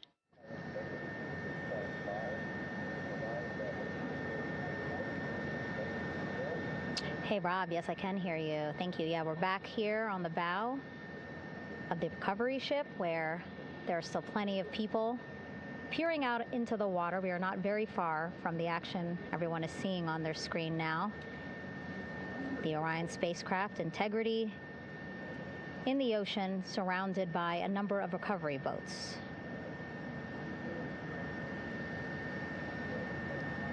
As Rob has been saying, in those recovery boats, NASA and Navy personnel specifically trained to get the astronauts out of Orion.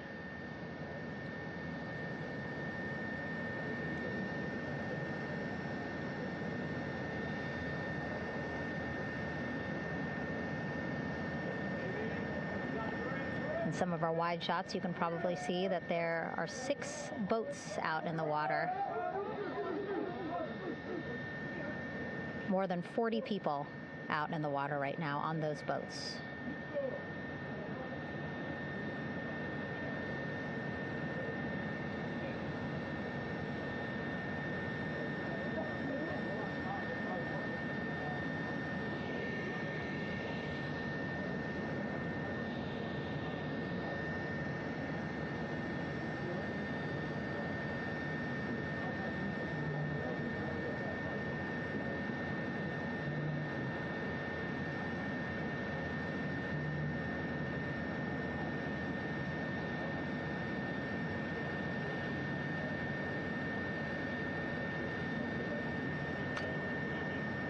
First order of business is to set up the front porch and the stabilization collar. You might also hear it referred to as a stab collar. Basically just to make sure that Orion stays upright, doesn't sway in the water too much, again, to make it easier for recovery forces to get the astronauts out.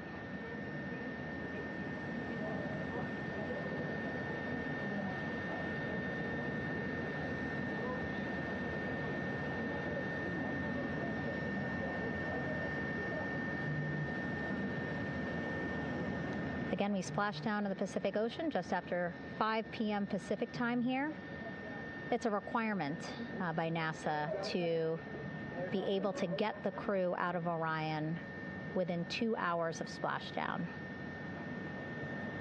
So doing great on time so far. Plenty of time. No rush either.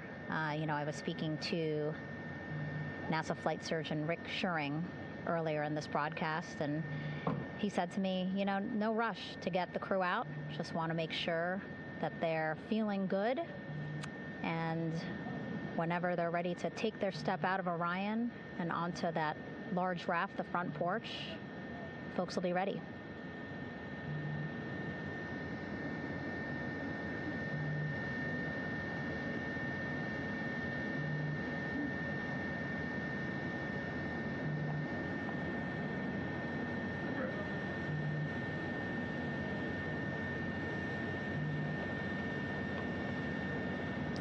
And as there are mission audio loops in Mission Control in Houston, there is a mission audio loop here on the ship, and it was just reported out that the side hatch is open. Side hatch of Integrity is open. You're getting these beautiful shots from our aerial assets. The ship itself, where I'm on, just 3,000 yards away. Again, plenty of people on the boat here, glued to the side closest to where they can see all this action. And again, with just 3,000 yards separating us, great views from the bow here. You can see now that side hatch is open. One of the Navy personnel is about to get inside there.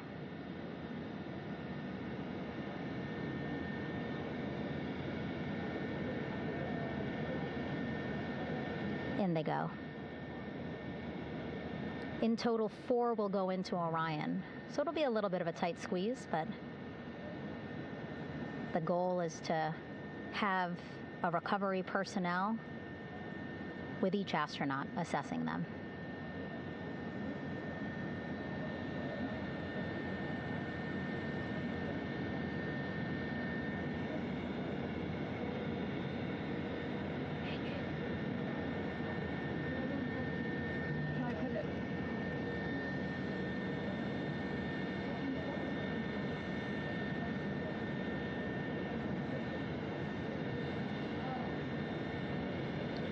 Boats getting closer now.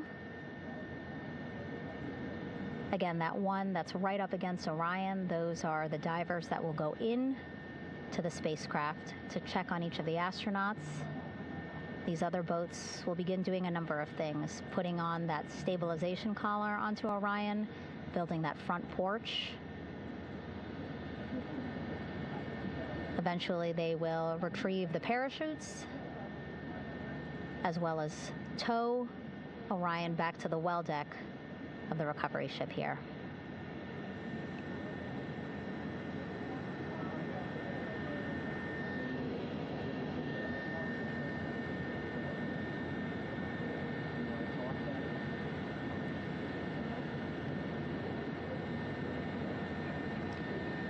And so as we wait for the Navy and NASA personnel to get their assessment of the crew inside of Orion, why don't we toss it back to Rob for an update?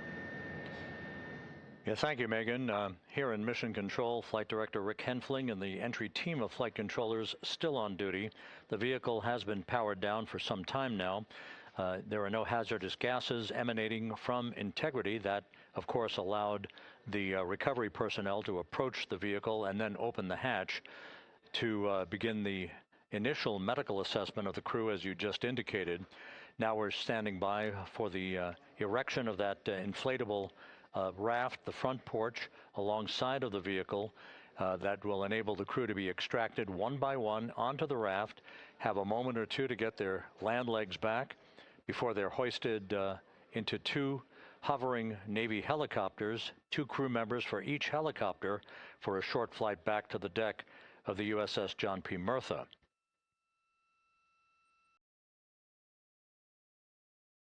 All of Integrity's systems operated flawlessly throughout the course of the approach to the Earth, the entry into the Earth's atmosphere, and all of the key milestones that followed in this high-speed return to Earth for integrity. A mission that spanned more than 694,000 miles from the vehicle's launch from the Kennedy Space Center atop the Space Launch System back on April 1st.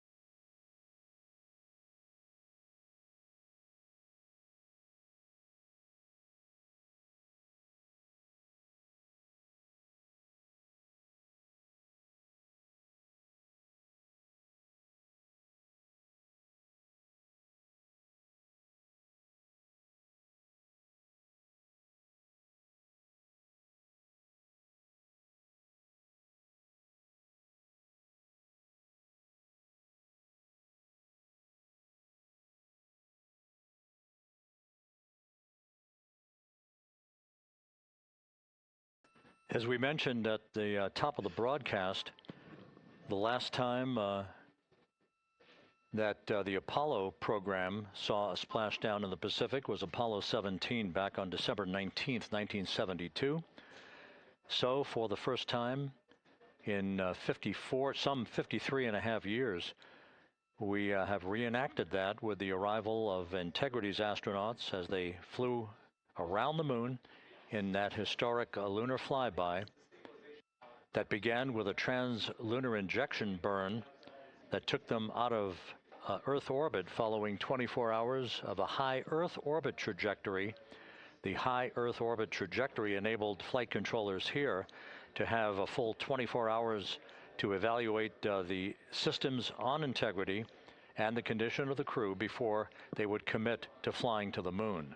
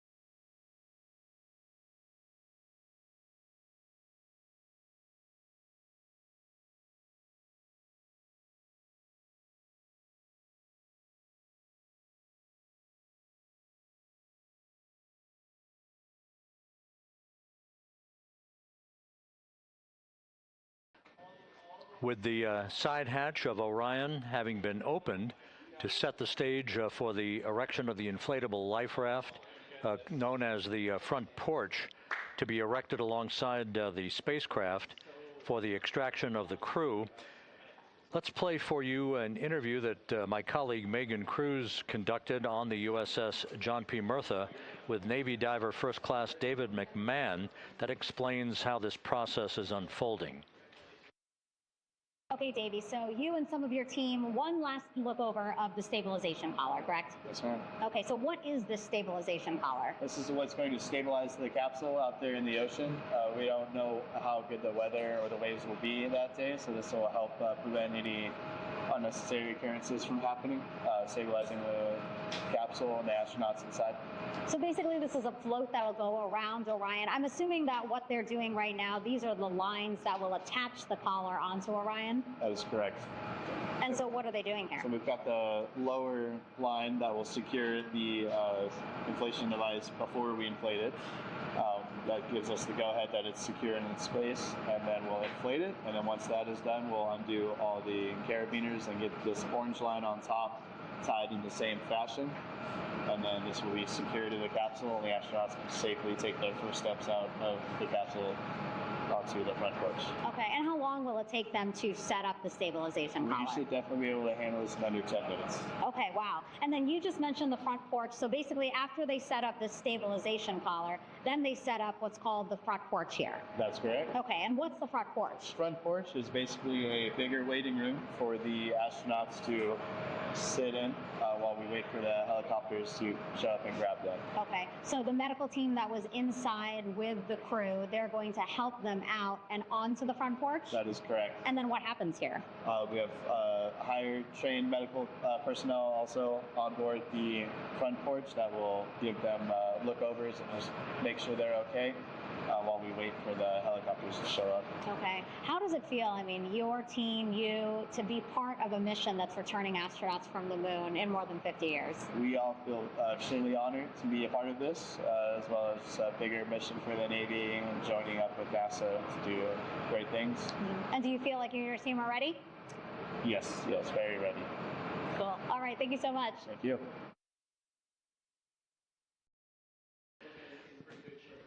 Once again, the recovery operations are continuing out in the Pacific. We shortly should see that life raft, the front porch, erected alongside the side hatch of the vehicle.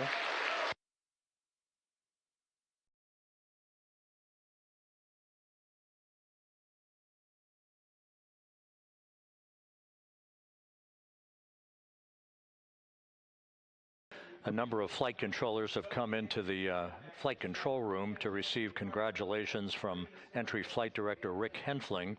But we're going to stick with our operations out in the Pacific as we await the extraction of the 4 crew members who are reported to be in excellent condition.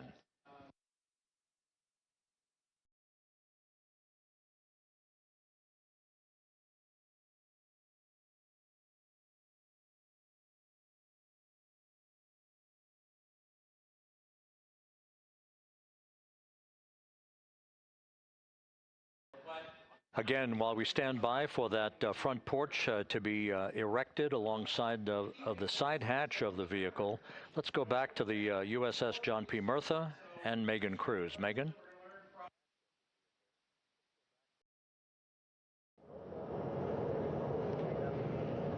Hey, Rob. Pausing now to listen to some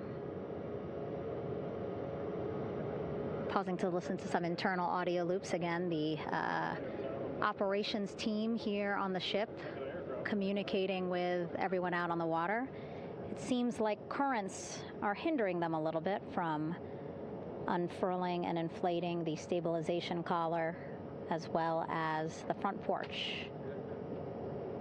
But again, the requirement to get the crew out within 2 hours of splashdown, plenty of time. So no concerns just yet. But as calm as the water looks, yeah, it looks like it's hindering the teams just a tad.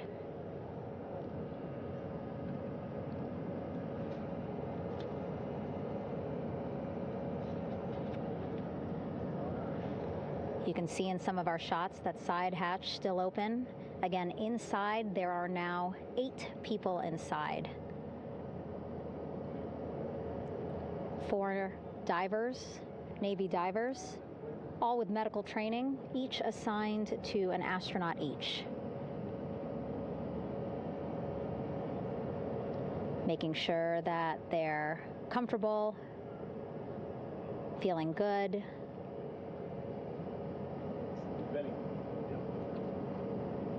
As you've heard us say in the broadcast, you know, they expect a little bit of discomfort. Again, these astronauts just traveled back to Earth at 25,000 miles an hour, a nearly 695,000-mile journey around the moon. If you think you get carsick.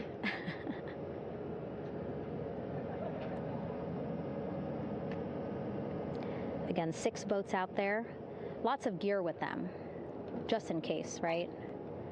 As we said, the crew reported feeling great, but again, all those folks out there in case they weren't, right? NASA is all about making sure we think about every situation that can happen, and so, of course, wanted to be ready in case any of our astronauts needed more medical attention while out there in the water.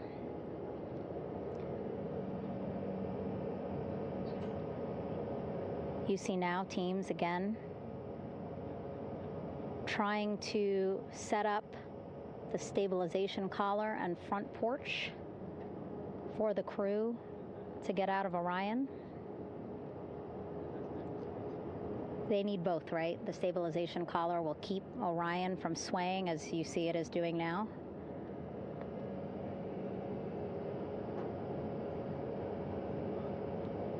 And then they will connect the front porch to the stabilization collar so that the crew can take 2 steps and they will be in the front porch.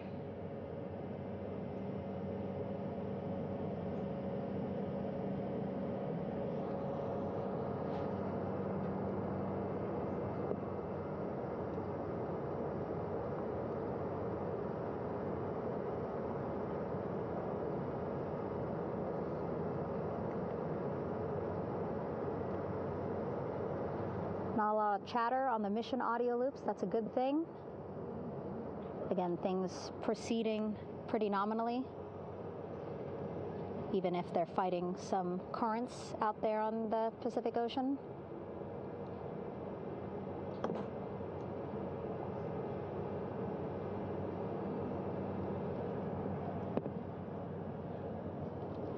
Again, the goal, setting up the stabilization collar and the front porch so that the crew can rest comfortably in the front porch, get placed into harnesses so that 2 helicopters can lift them off the front porch and onto the USS John Murtha here.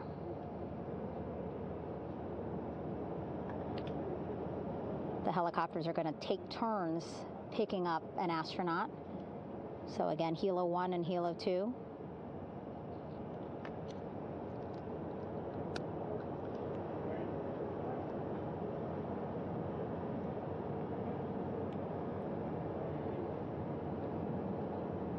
Okay, and the recovery team here on the ship just got a report from the undersea medical officer who is inside the capsule with the crew. He is reporting all 4 members are green. All of our 4 astronauts, Reed, Victor, Christina, Jeremy, green, meaning they are feeling great, not the complexion of their skin. They are feeling great, happy to be home, and ready to be extracted as soon as possible.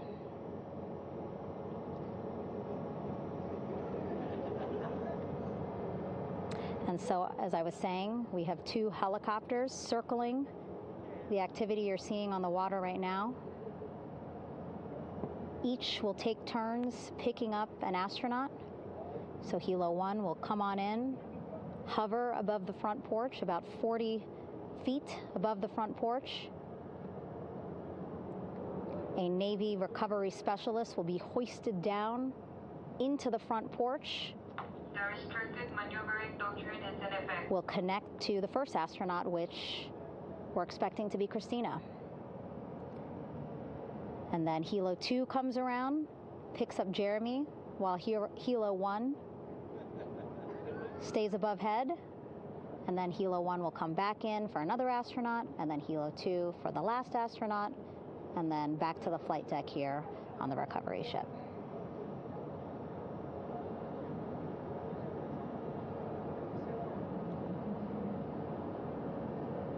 I was talking to Assistant Artemis Recovery Director Paul Sierpinski.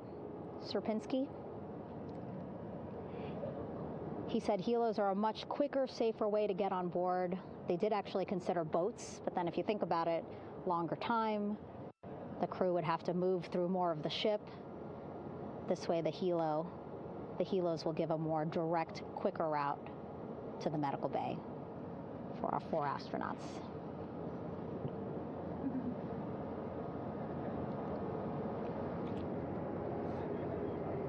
Beautiful shots from our aerial and imagery teams.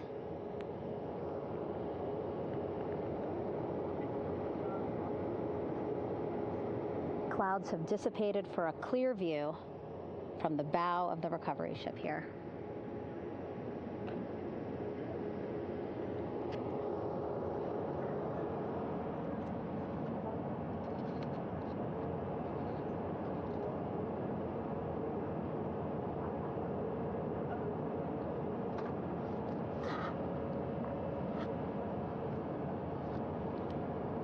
You can still see divers in the water there. Encircling Orion, that is that stabilization collar we've been telling you about. As you saw in that interview just a few minutes ago, they have to first connect it to Orion, and then once it's secured onto Orion, they can inflate it, and then they'll further secure it with other harnesses and lines.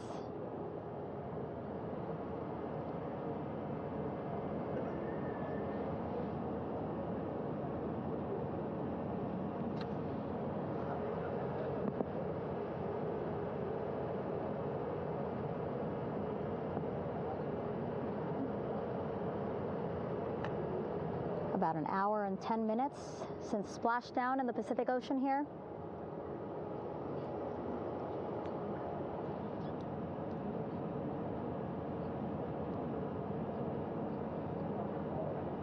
Reed, Victor, Christina, and Jeremy back home after a history-making mission to the moon and back.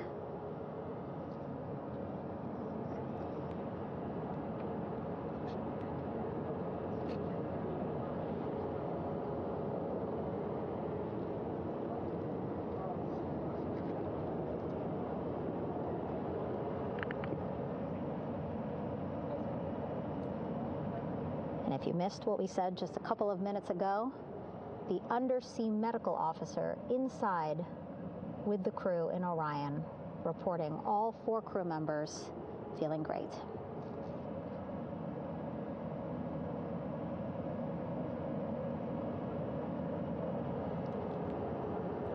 Progress being made there on the stabilization collar. It looks like they are beginning to inflate it.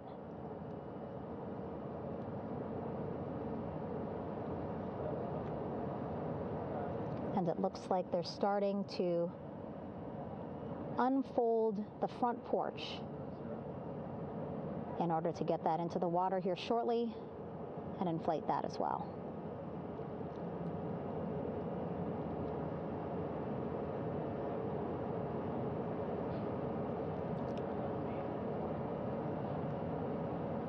Again, more than 40 people out in the water right now. And those Navy and NASA personnel have been in the water for now about 4 hours.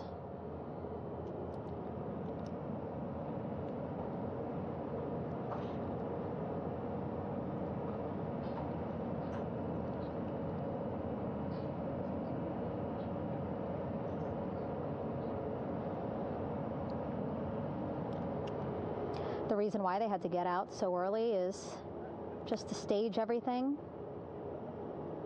And actually here on the ship, when there are flight operations happening, you can't have anything else, right? Just because the flight deck can be a dangerous place, so they just want to focus on planes coming and going from the ship, so that's why they wanted to get the boats in the water to make sure that they have all the time they needed for the flight ops. And then the same crew here out in the water, they will stay out in the water for a number of hours after we recover the crew and get them back on the ship, because then they have to recover Orion.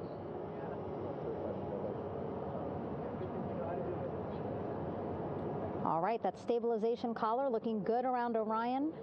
We're now seeing some recovery personnel getting on to that collar. Again, they need to further attach it to Orion to make sure that it can really prop up the spacecraft. It's basically lifting it up off of the water just a tad. Again, so it's not so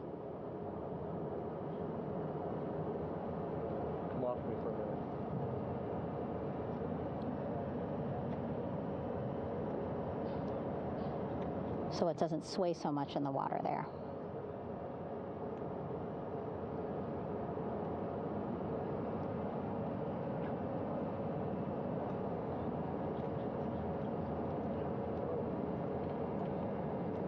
And now that front porch looks like it's nearly fully inflated as well.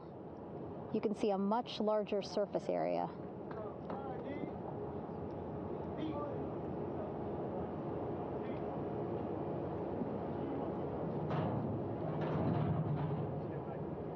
And so once the crew get out of Orion, they can stretch their legs a little bit on this front porch, get some fresh air.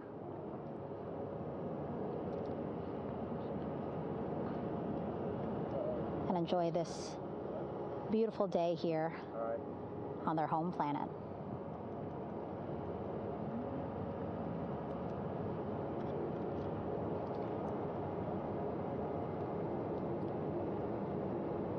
It appears teams now are about to connect the front porch to the stabilization collar.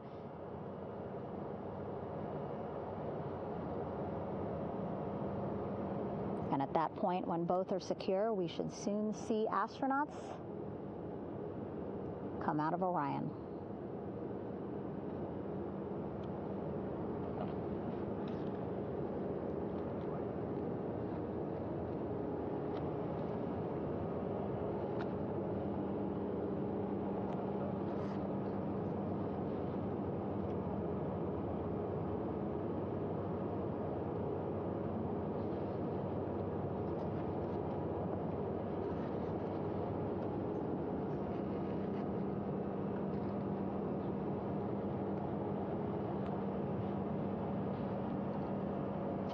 All these views you see also being fed to the Landing Force Operations Center here on the ship. Of course, it is very important for our recovery teams leading the mission to have all the views that you're seeing as well. Again, listening to their communication loop here on the ship. Very quiet, which is a good thing. It means things are going pretty nominally, meaning as expected.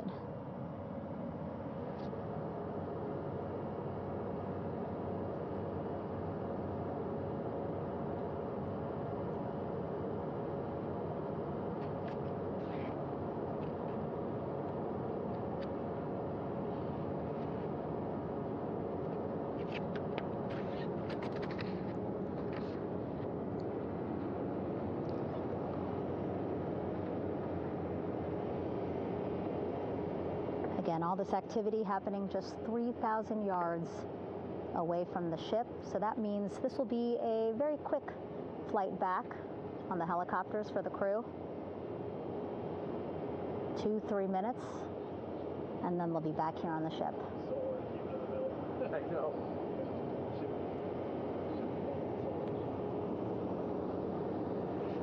Okay, saw a thumbs up from one of the personnel on the front porch. It looks like they are now getting ready to deploy what they call the Air Rescue Vest, ARV. And so this is the harness that each crew member will get into in order to be hoisted into the helicopters. Again, those helicopters hovering just about 40 feet above the front porch when they're ready to pick up each crew member.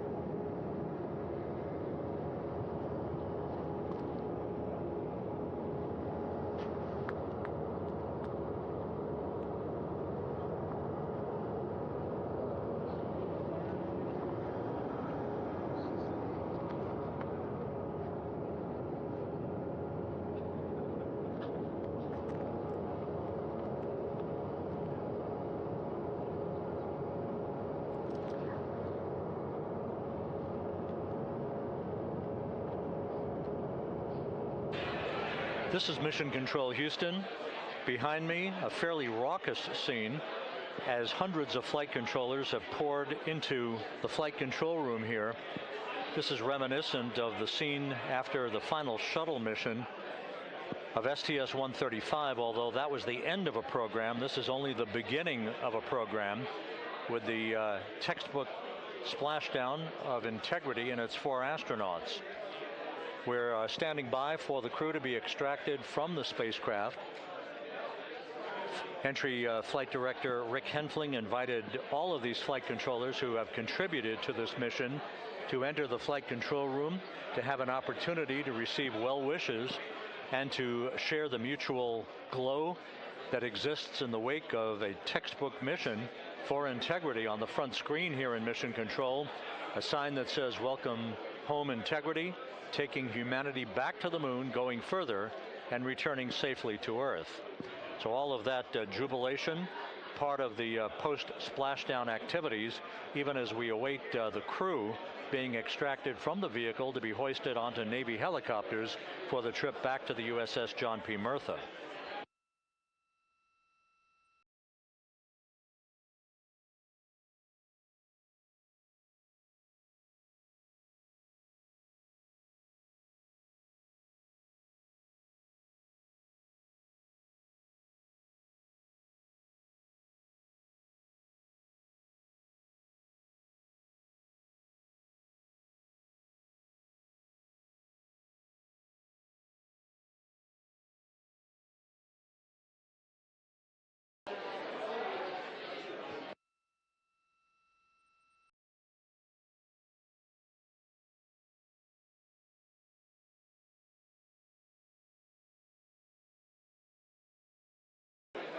Once again here in Mission Control, this view of the Artemis Flight Control Room, known as the White Flight Control Room. This is the old shuttle flight control room, and now is the home of Artemis missions to the moon and beyond. Once again, quite a few flight controllers were invited in by Entry Flight Director Rick Henfling to share in the jubilation following the successful splashdown of Integrity. That splashdown occurring an hour and 22 minutes ago, as we stand by for the completion of the extraction of the crew, and ultimately their hoisting onto Navy helicopters for a short flight back to the USS John P. Murtha. Splashdown occurred at 7:07 and 27 seconds p.m. Central Time. I had an opportunity to talk to the head of flight dynamics, Jeff Birch, a moment or two ago. He said the trajectory of Integrity coming through the Earth's atmosphere was so precise, they've never seen anything line up on a ground track like today's entry by Integrity for its splashdown southwest of San Diego.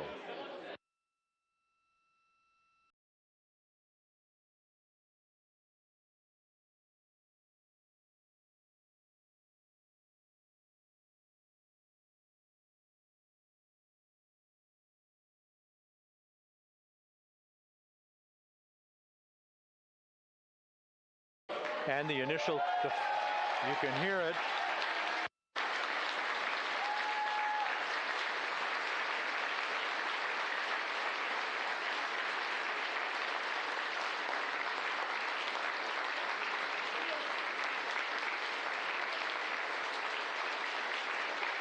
Jubilation here in the flight control room. The first crew member is out of Integrity.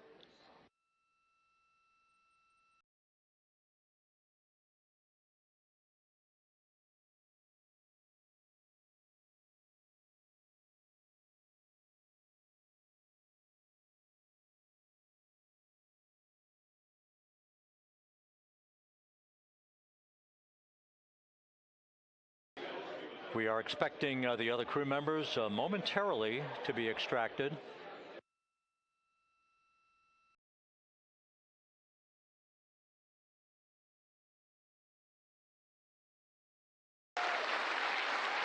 We now have 2 crew members out.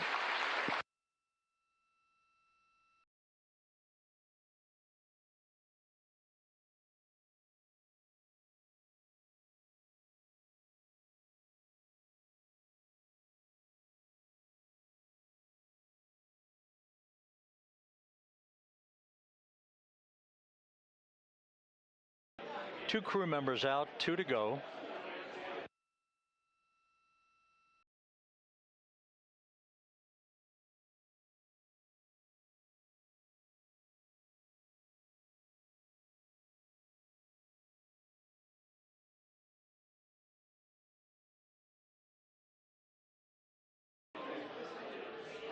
We're about 1 hour from sunset out in the Pacific. Everything continues to go well.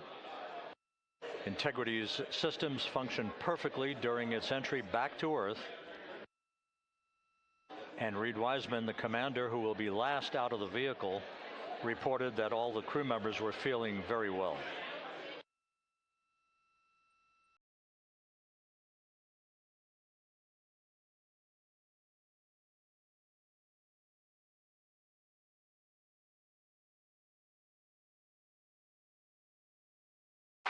Crew member number 3 now out.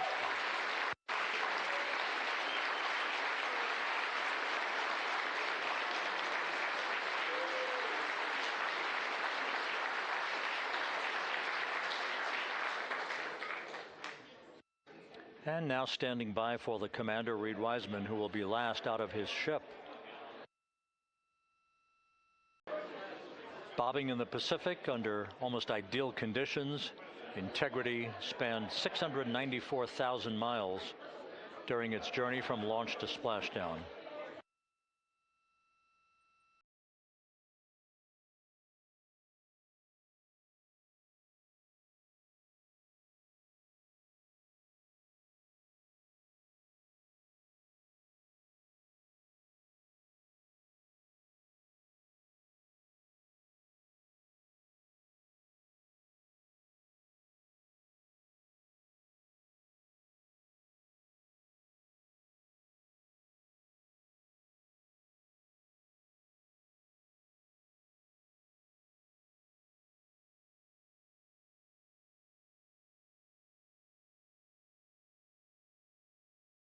And we now have Reed Wiseman out of the vehicle, all 4 crew members now out of Integrity.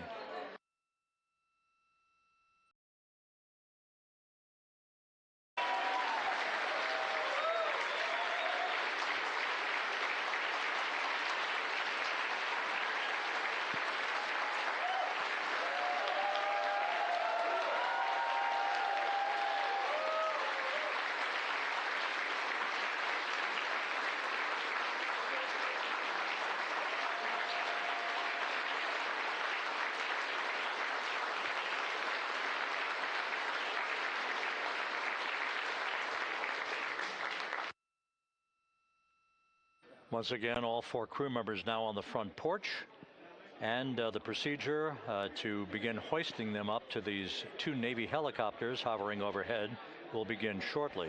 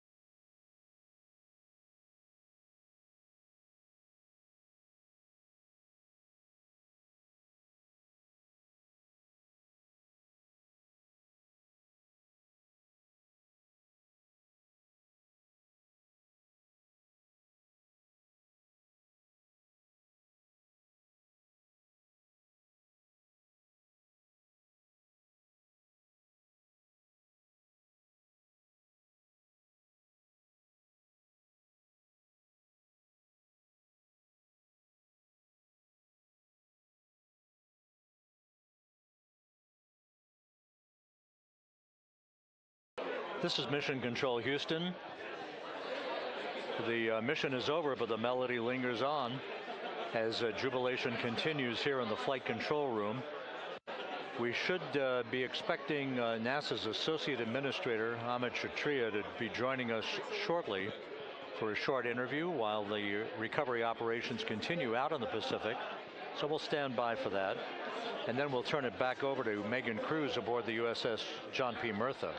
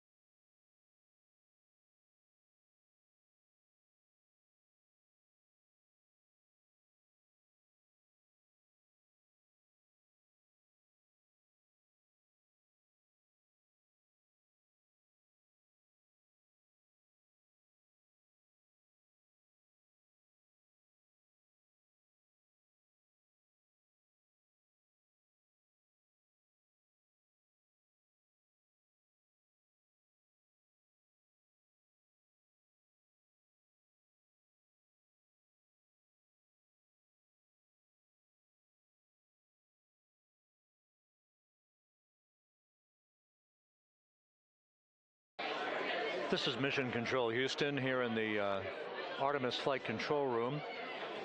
A number of flight controllers basking in the glory of the successful end of this mission that carried 4 astronauts around the moon on a lunar flyby, and the first test flight of Orion with crew members on board.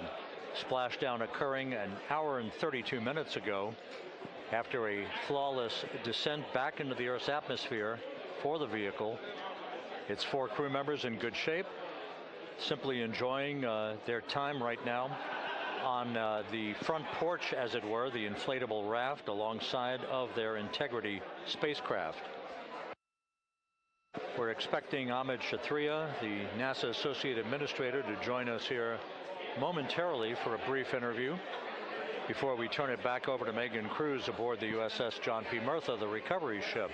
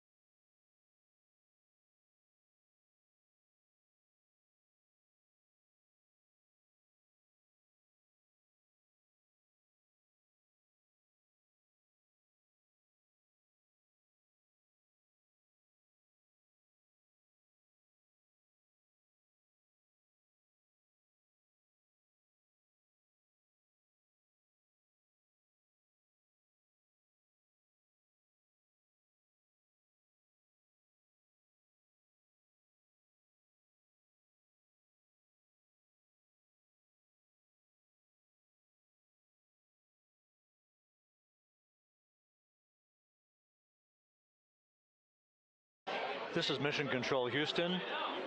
We're about an hour and 34 minutes since the textbook splashdown of integrity in the Pacific to bring home our astronauts. And with us now is Amit Kshatriya, the NASA Associate Administrator. Amit, a little bit of history made tonight, a little bit of history made over the past few weeks. Your thoughts as this team here basks in the glow of what they just accomplished?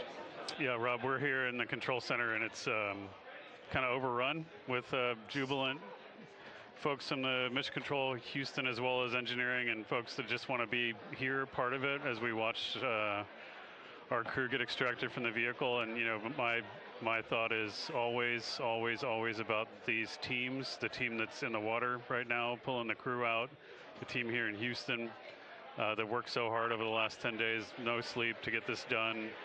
You know, we still have some work to do to get the crew to the med bay here on the ship. They all look great coming out, so hopefully that won't be too long. You know, I think we saw the administrator on the boat too, giving his thanks to the Navy team on the Mirtha, which they're just an incredible group of sailors. I was able to visit with them a couple weeks ago. And then if you pull it all the way back to the workers and the folks that joined the rocket at Michoud, that made the heat shield tiles that held together tonight, that, you know, that stacked the vehicle in Florida, that integrated the vehicle in Denver, that fired the engines in Stennis, that fired the boosters in Promontory. I mean, this is the entire team, you know, coming together and being tested by the environment that this machine went through. And they did it right. The work was good. They did it right. You've said in a number of briefings, of course, and in other forums that this is just the first step. The cadence has to step up, as the administrator has indicated.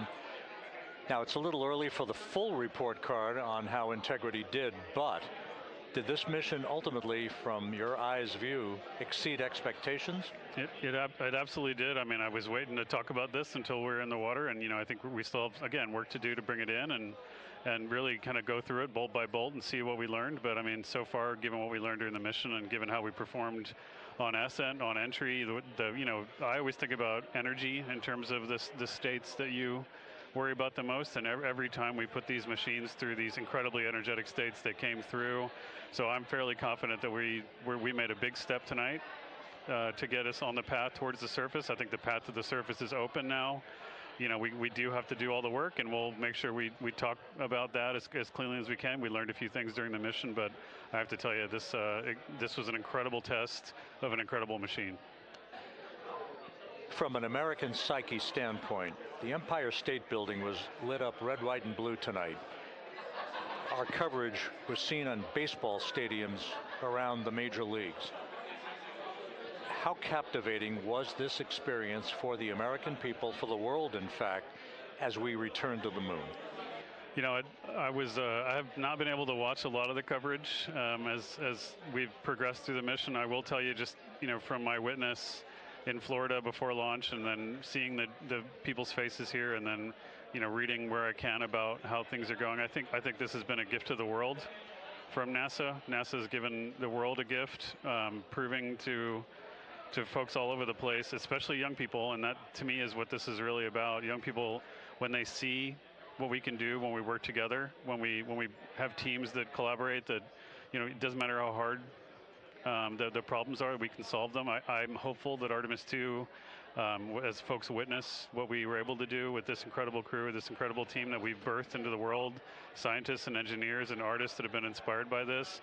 And even if they don't come work in the program, which separately they should come work in the program, because Lord knows we need the help, but even if they don't want to come work in the program, hopefully they grow up to recognize they can do amazing things when they work together and contribute to society and be good citizens and really change the way, you know, the challenges that are coming in the world are overcomable if we work together like this.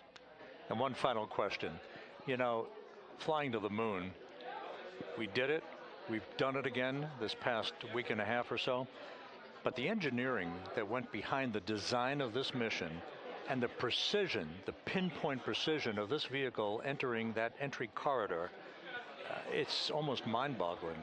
Yeah, it is incredible when you think about the energies involved and the uncertainties involved. That you know, when we inserted the vehicle into orbit, it was 99.2% down the middle. When we dropped the vehicle right on top of the fleet here, you know, our guys knew exactly where to go, but the guidance was perfect. You know, and it's interesting. I've got this question a lot over the last few weeks about, you know, we did this before 53 years ago, and you know that. I think, I mean, it is a reasonable thing to contemplate, like what's gone on since then. And what I'd tell you is, you know, when we did Apollo, which again, the more we learn about what they did, the more magical it seems what they were able to accomplish given the technology and the learnings that they had. But when we did Apollo, the architects of Apollo, you know, Gilbert, Seaman, von Braun, Mueller, what they really wanted to do, you know, as they were contemplating what it meant to expand our range of action to the lunar surface, what they wanted to do was learn how to live and work in space for a long time. They wanted to do that first before they were confident they could expand their range of action to the moon. Now, of course, the politics of the time and the mission at the time was different, and so they had to go straight to the moon and bring people home. And then after that, the program kind of lost its momentum. But you know, after that, NASA kept moving along those paths, right? So we recognized during Apollo that reusability was going to be important. We spent a lot of money on those machines, and you know, we spent a lot of money on these machines here, even though, but we recognized that reusability was important, which is why we built a winged space plane called Space Shuttle, and then we used that reusable machine to build a space station. And we learned for 25 years how to live and work in space, and have been able to develop technologies that can enable exploration. So really, what I think is now, 53 years later, we're at the point where the architects of Apollo would have been pleased that we're now ready to actually go back to the moon and go back to stay, because we've learned all the things we needed to learn. There's a lot of people pleased here tonight, and we really thank you for joining us, Amit. Amit Kshatriya, NASA's Associate Administrator, as we begin to hoist the crew onto the helicopters to head back to the recovery ship. Thank you very much, and congratulations, Amit.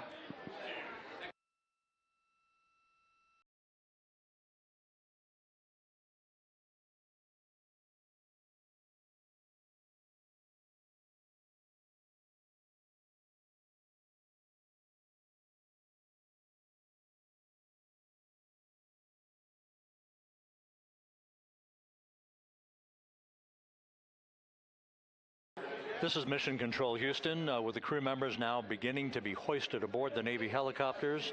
Let's go to Megan Cruz aboard the USS John P. Murtha, who will take it from here.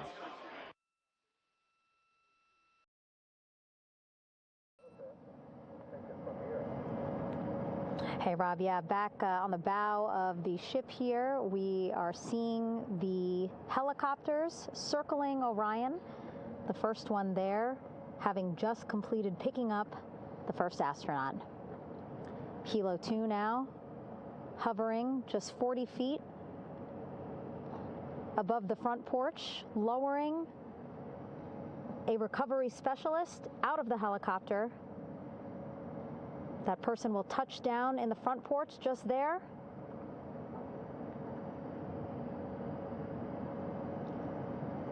The crew members already outfitted with a harness that will allow them to quickly attach to the hoisting device.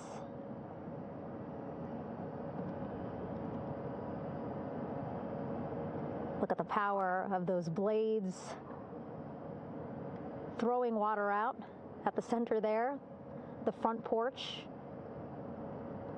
with now 3 astronauts and the recovery specialists. Again, crews already outfitted with a harness vest.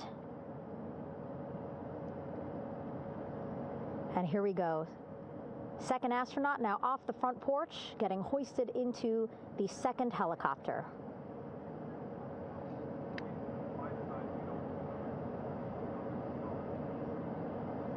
That helicopter will now hover just a distance away to give room for the first helicopter to come back and pick up the third astronaut.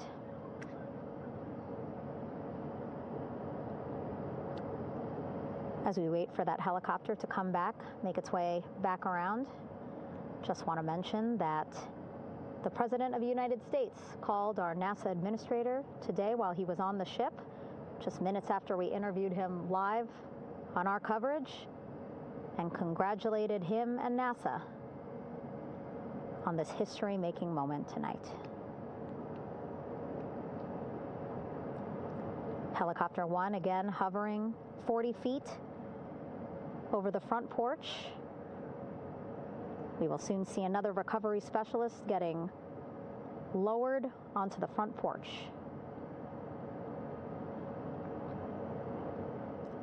Wow, imagine sitting on that front porch, the wind, the water. But again, the recovery team determined that a helicopter flight back to the ship here would be safer, faster, and more comfortable for our crew who just completed a 10-day mission around the moon. Third astronaut in the air, getting hoisted quickly back into the first helicopter now.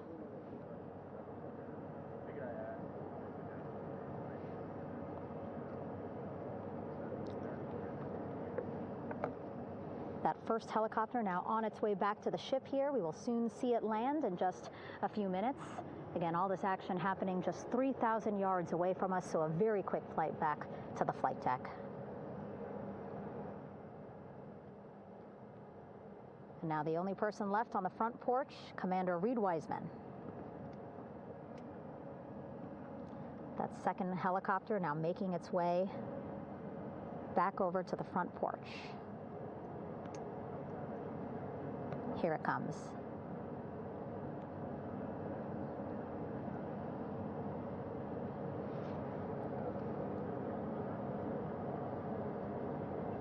Making its final approach here.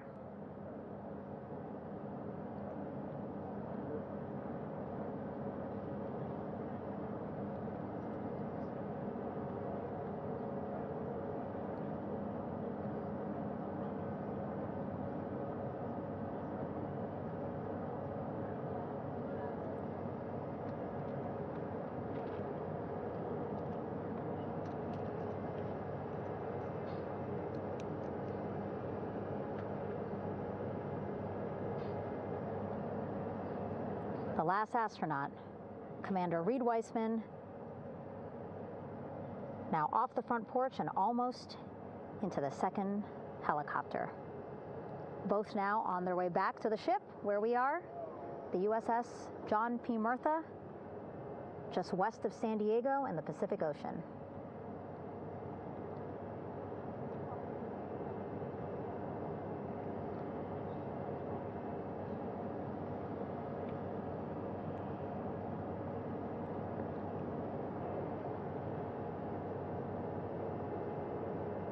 Exciting to see our 4 crew members minutes away from landing on the flight deck here on the recovery ship.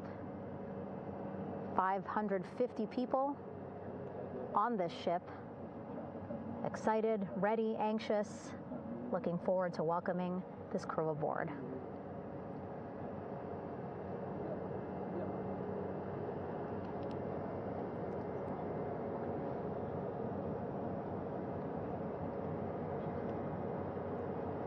Watching them now with our own eyes.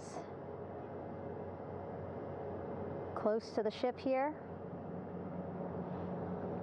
Hearing them begin to hover on the flight deck, which is just across from us, here on the bow.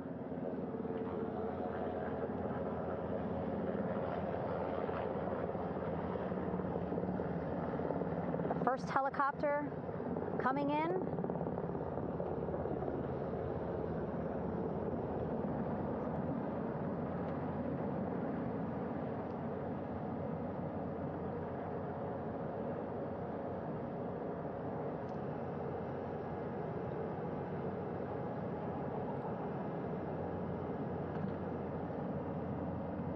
And wheels down.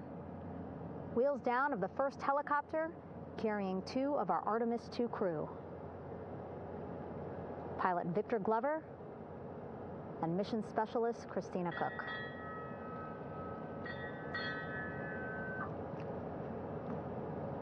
Kilo 1 on deck reported on the recovery loop. Again, the mission audio loops that the recovery team are using here to communicate with one another. And an announcement just made on the ship, integrity incoming. 2 more helicopters on their way to the flight deck, one carrying the crew, the other, one of our imagery helicopters. Again, kudos to our imagery and aerial teams for giving us these beautiful views of history in the making. Set amid a gorgeous, soon-to-be sunset here in the Pacific Ocean.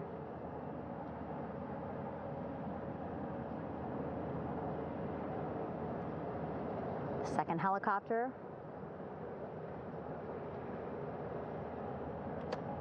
making its approach of the flight deck.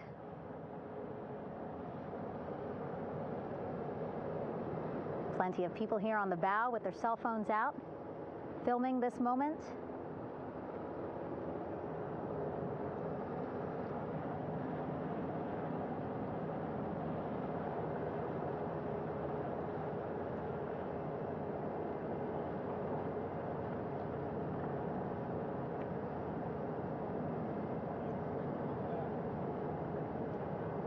Some impressive flying here by the Navy,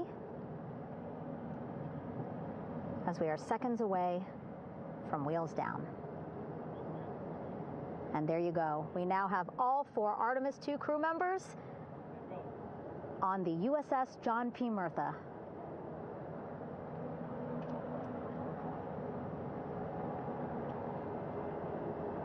I'm sure they're happy to be out of the water and on this recovery ship with, again, 550 people on board, ready to welcome them home. But first, as we've been saying throughout the broadcast, just making sure the crew feel good. We reported that they were feeling good when they were in Orion, but those were just initial, quick, verbal assessments of how they're feeling. Their destination tonight, the medical bay here on the ship,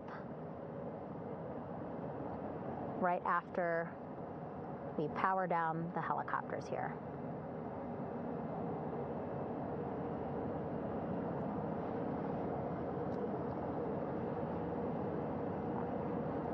The team on the flight deck working quickly but methodically.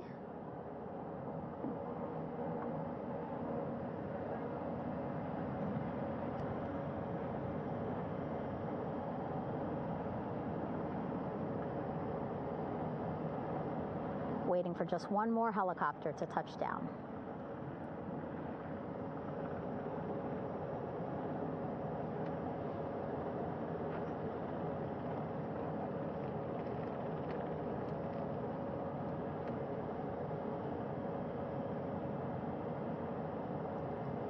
Very limited personnel here on the flight deck. Restricted maneuvering doctrine is in effect. As that third helicopter touches down.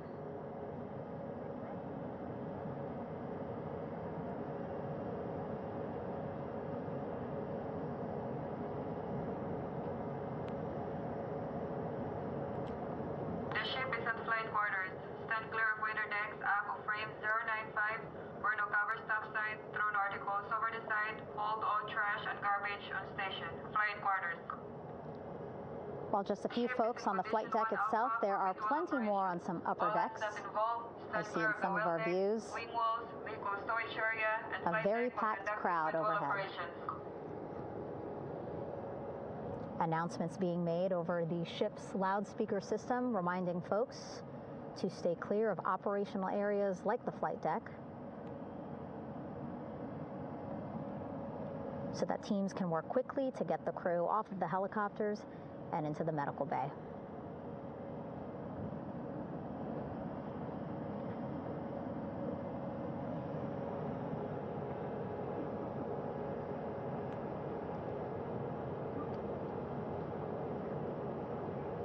Splashdown today, 5:06 p.m. Pacific time.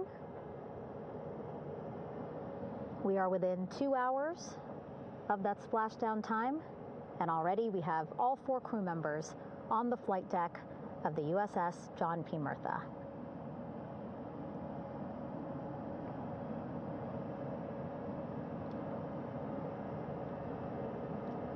Again, crew waiting before getting out for the helicopters to completely shut down.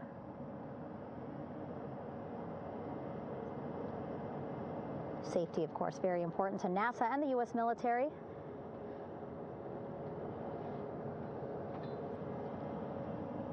So we'll wait just a couple of minutes here before we start seeing crew members walk off the helicopters one by one.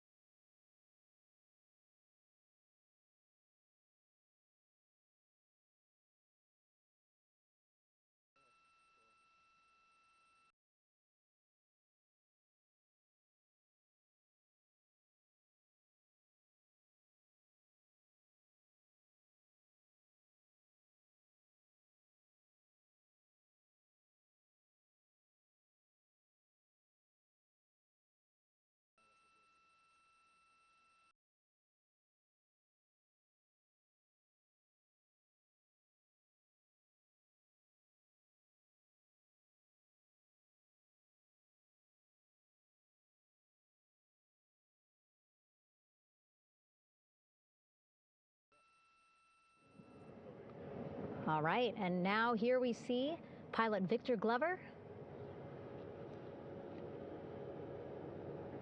and mission specialist Christina Cook sitting on the edge of one of the helicopters, looking in great spirits. That familiar smile and laugh from Victor, I can see it from here. Christina, I'm sure, feeling the same way, just blocked a little bit by our camera here, but we'll see her here shortly. A photographer taking their pictures. Victor saluting folks on the flight deck. They look like they're in great spirits. Happy to be home, I'm sure.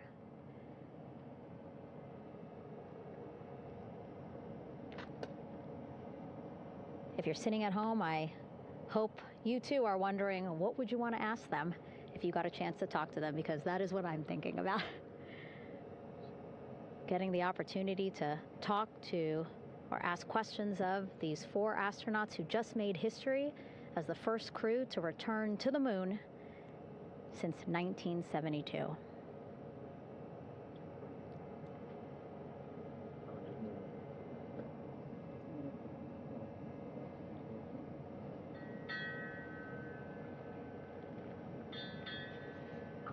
Oh, there we see Christina there, also smiling. Finally peering out, waving at the cameras. Hello to you too, Christina, yes. Welcome back. Welcome, welcome home. A loudspeaker announcement on the ship saying, "Welcome home, Integrity."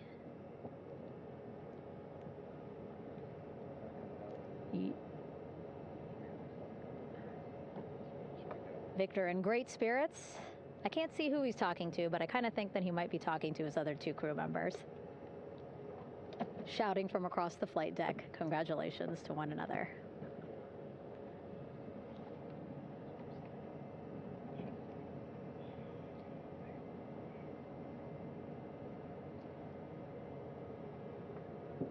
And so now we see some Navy personnel walking up to the helicopter. This is again the first helicopter carrying pilot Victor Glover and mission specialist Christina Cook. Both have taken off their helmets now.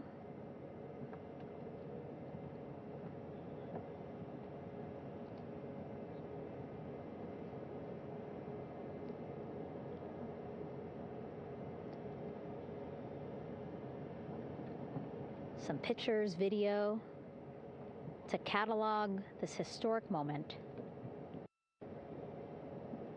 A beautiful sunset just behind them here in the Pacific Ocean. Golden hour. These pictures will be beautiful.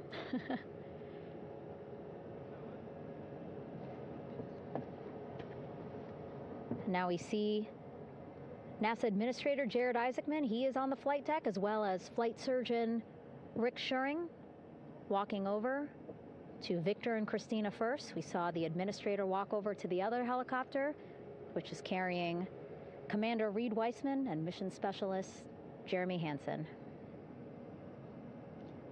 We heard from Rick earlier in the broadcast. Again, he said he's going to be out there on the flight deck to do another initial assessment of the crew, ask them how they're feeling, anything bothering them. But again, from what I'm seeing, they look like they're in great spirits and feeling pretty good for folks who just traveled 695,000 miles from Florida to the moon and now here to the Pacific Ocean.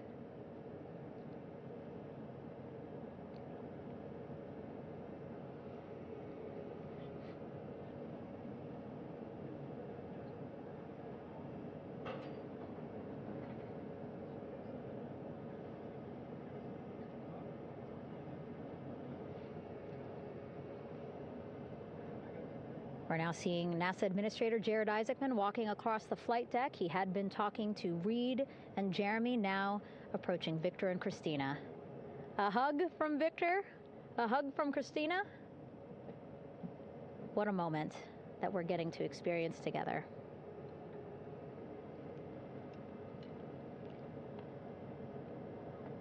I'm sure congratulatory words. You know, we got to speak to the administrator live on this broadcast as well, and he said the kid in him right now, giddy, absolutely giddy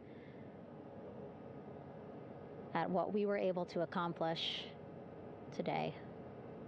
Returning them home safely and in good spirits after a 10-day mission around the moon. And here we go. We're seeing Jeremy walking, waving across the flight deck, now on his way to the medical bay.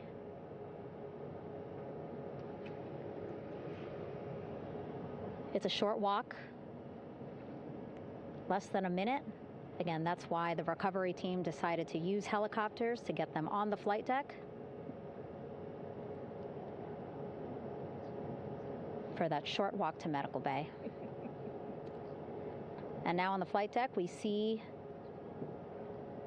the chief of the astronaut office, Scott Tingle. Rick Schuring switching places. He's going over to the other helicopter. Big hugs from Victor, Christina to Scott. Again, a gorgeous sunset setting the stage for this recovery tonight.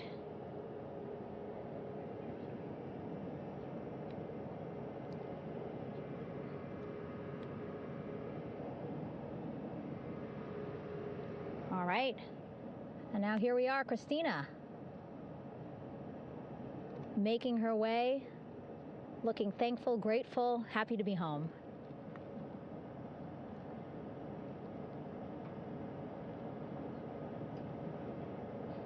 You can see she's looking up. Again, lots of people, just a few levels up off the flight deck,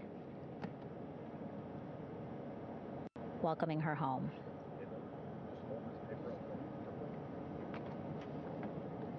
Scott holding the door like a gentleman, but back on his way to the other crew still on the flight deck.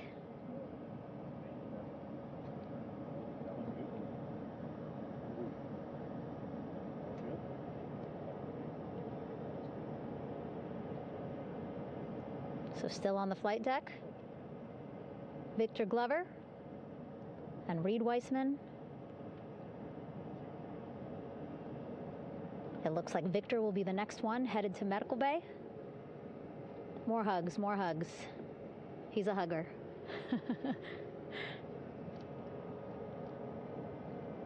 Victor looking good as he walks across the flight deck. NASA Administrator applauding. Victor applauding for all the folks on the ship with him who played a role in their safe return today.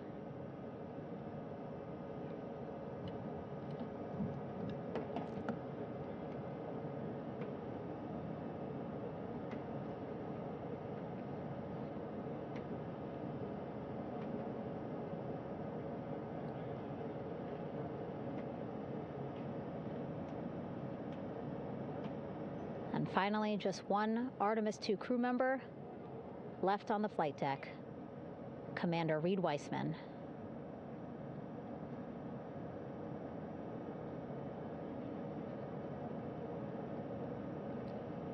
Applause from the group there on the flight deck, I'm sure, as well as on the level just above them, packed with people. Reed looking good as he takes his steps towards the medical bay.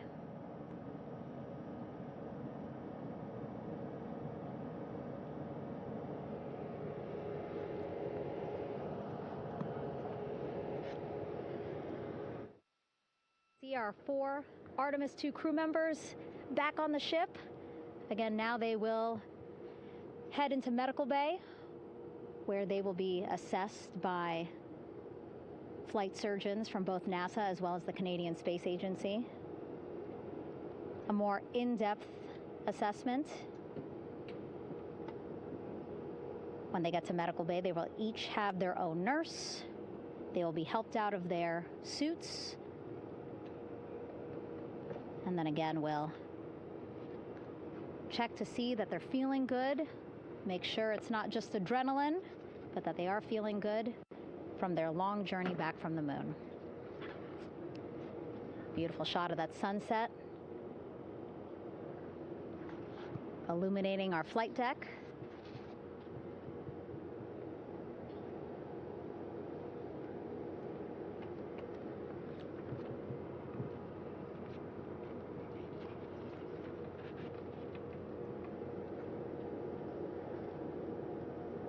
All right, and now with our astronauts safely on board, I want to welcome on Artemis Recovery Director Lily Villarreal.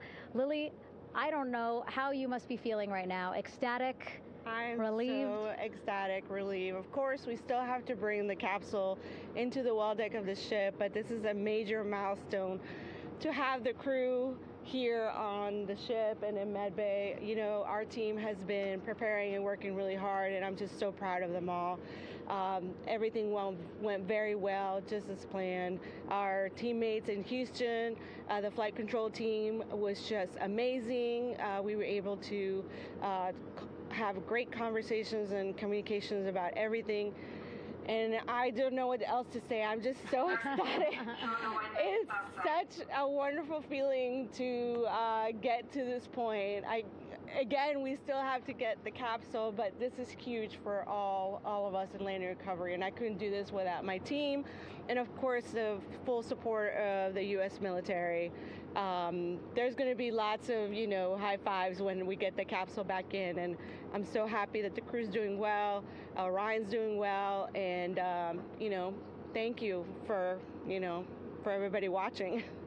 Yeah, it was great to watch the crew come back to the ship with you. How were you feeling when you were seeing them looking so happy to be home and feeling really good? The funny thing is that we had video of them from inside the Orion vehicle. They were like that from the beginning. When we opened the hatch, they were already out of their seats, having a good time, waiting for us to open the hatch. And they opened the hatch, and of course we did the first medical assessment. Everybody was doing very well, and they were just having such a great time with the medical team that was inside the capsule. I think they were all taking selfies with the phones that they have, probably talking about what they saw, and it was just smiles all around. They were having such a great time. And then we put them on the front porch when we were ready to put them on the front porch. And again, you could see they were just so ecstatic to be home and talking to everybody. So we were very happy to see all of that in the control room of the LFOC. How remarkable is that? Again, if we think about their journey, the 695,000-mile journey around the moon and back, coming back at 30 times faster than the speed of sound. I mean, how remarkable is that they are in such good spirits? I mean, this is an amazing crew. I think you guys have seen it for the past 10 days. They're wonderful people, and we're so happy that they brought us along on that ride. And I can't wait to see all the additional videos and pictures that they have that, we'll get a whole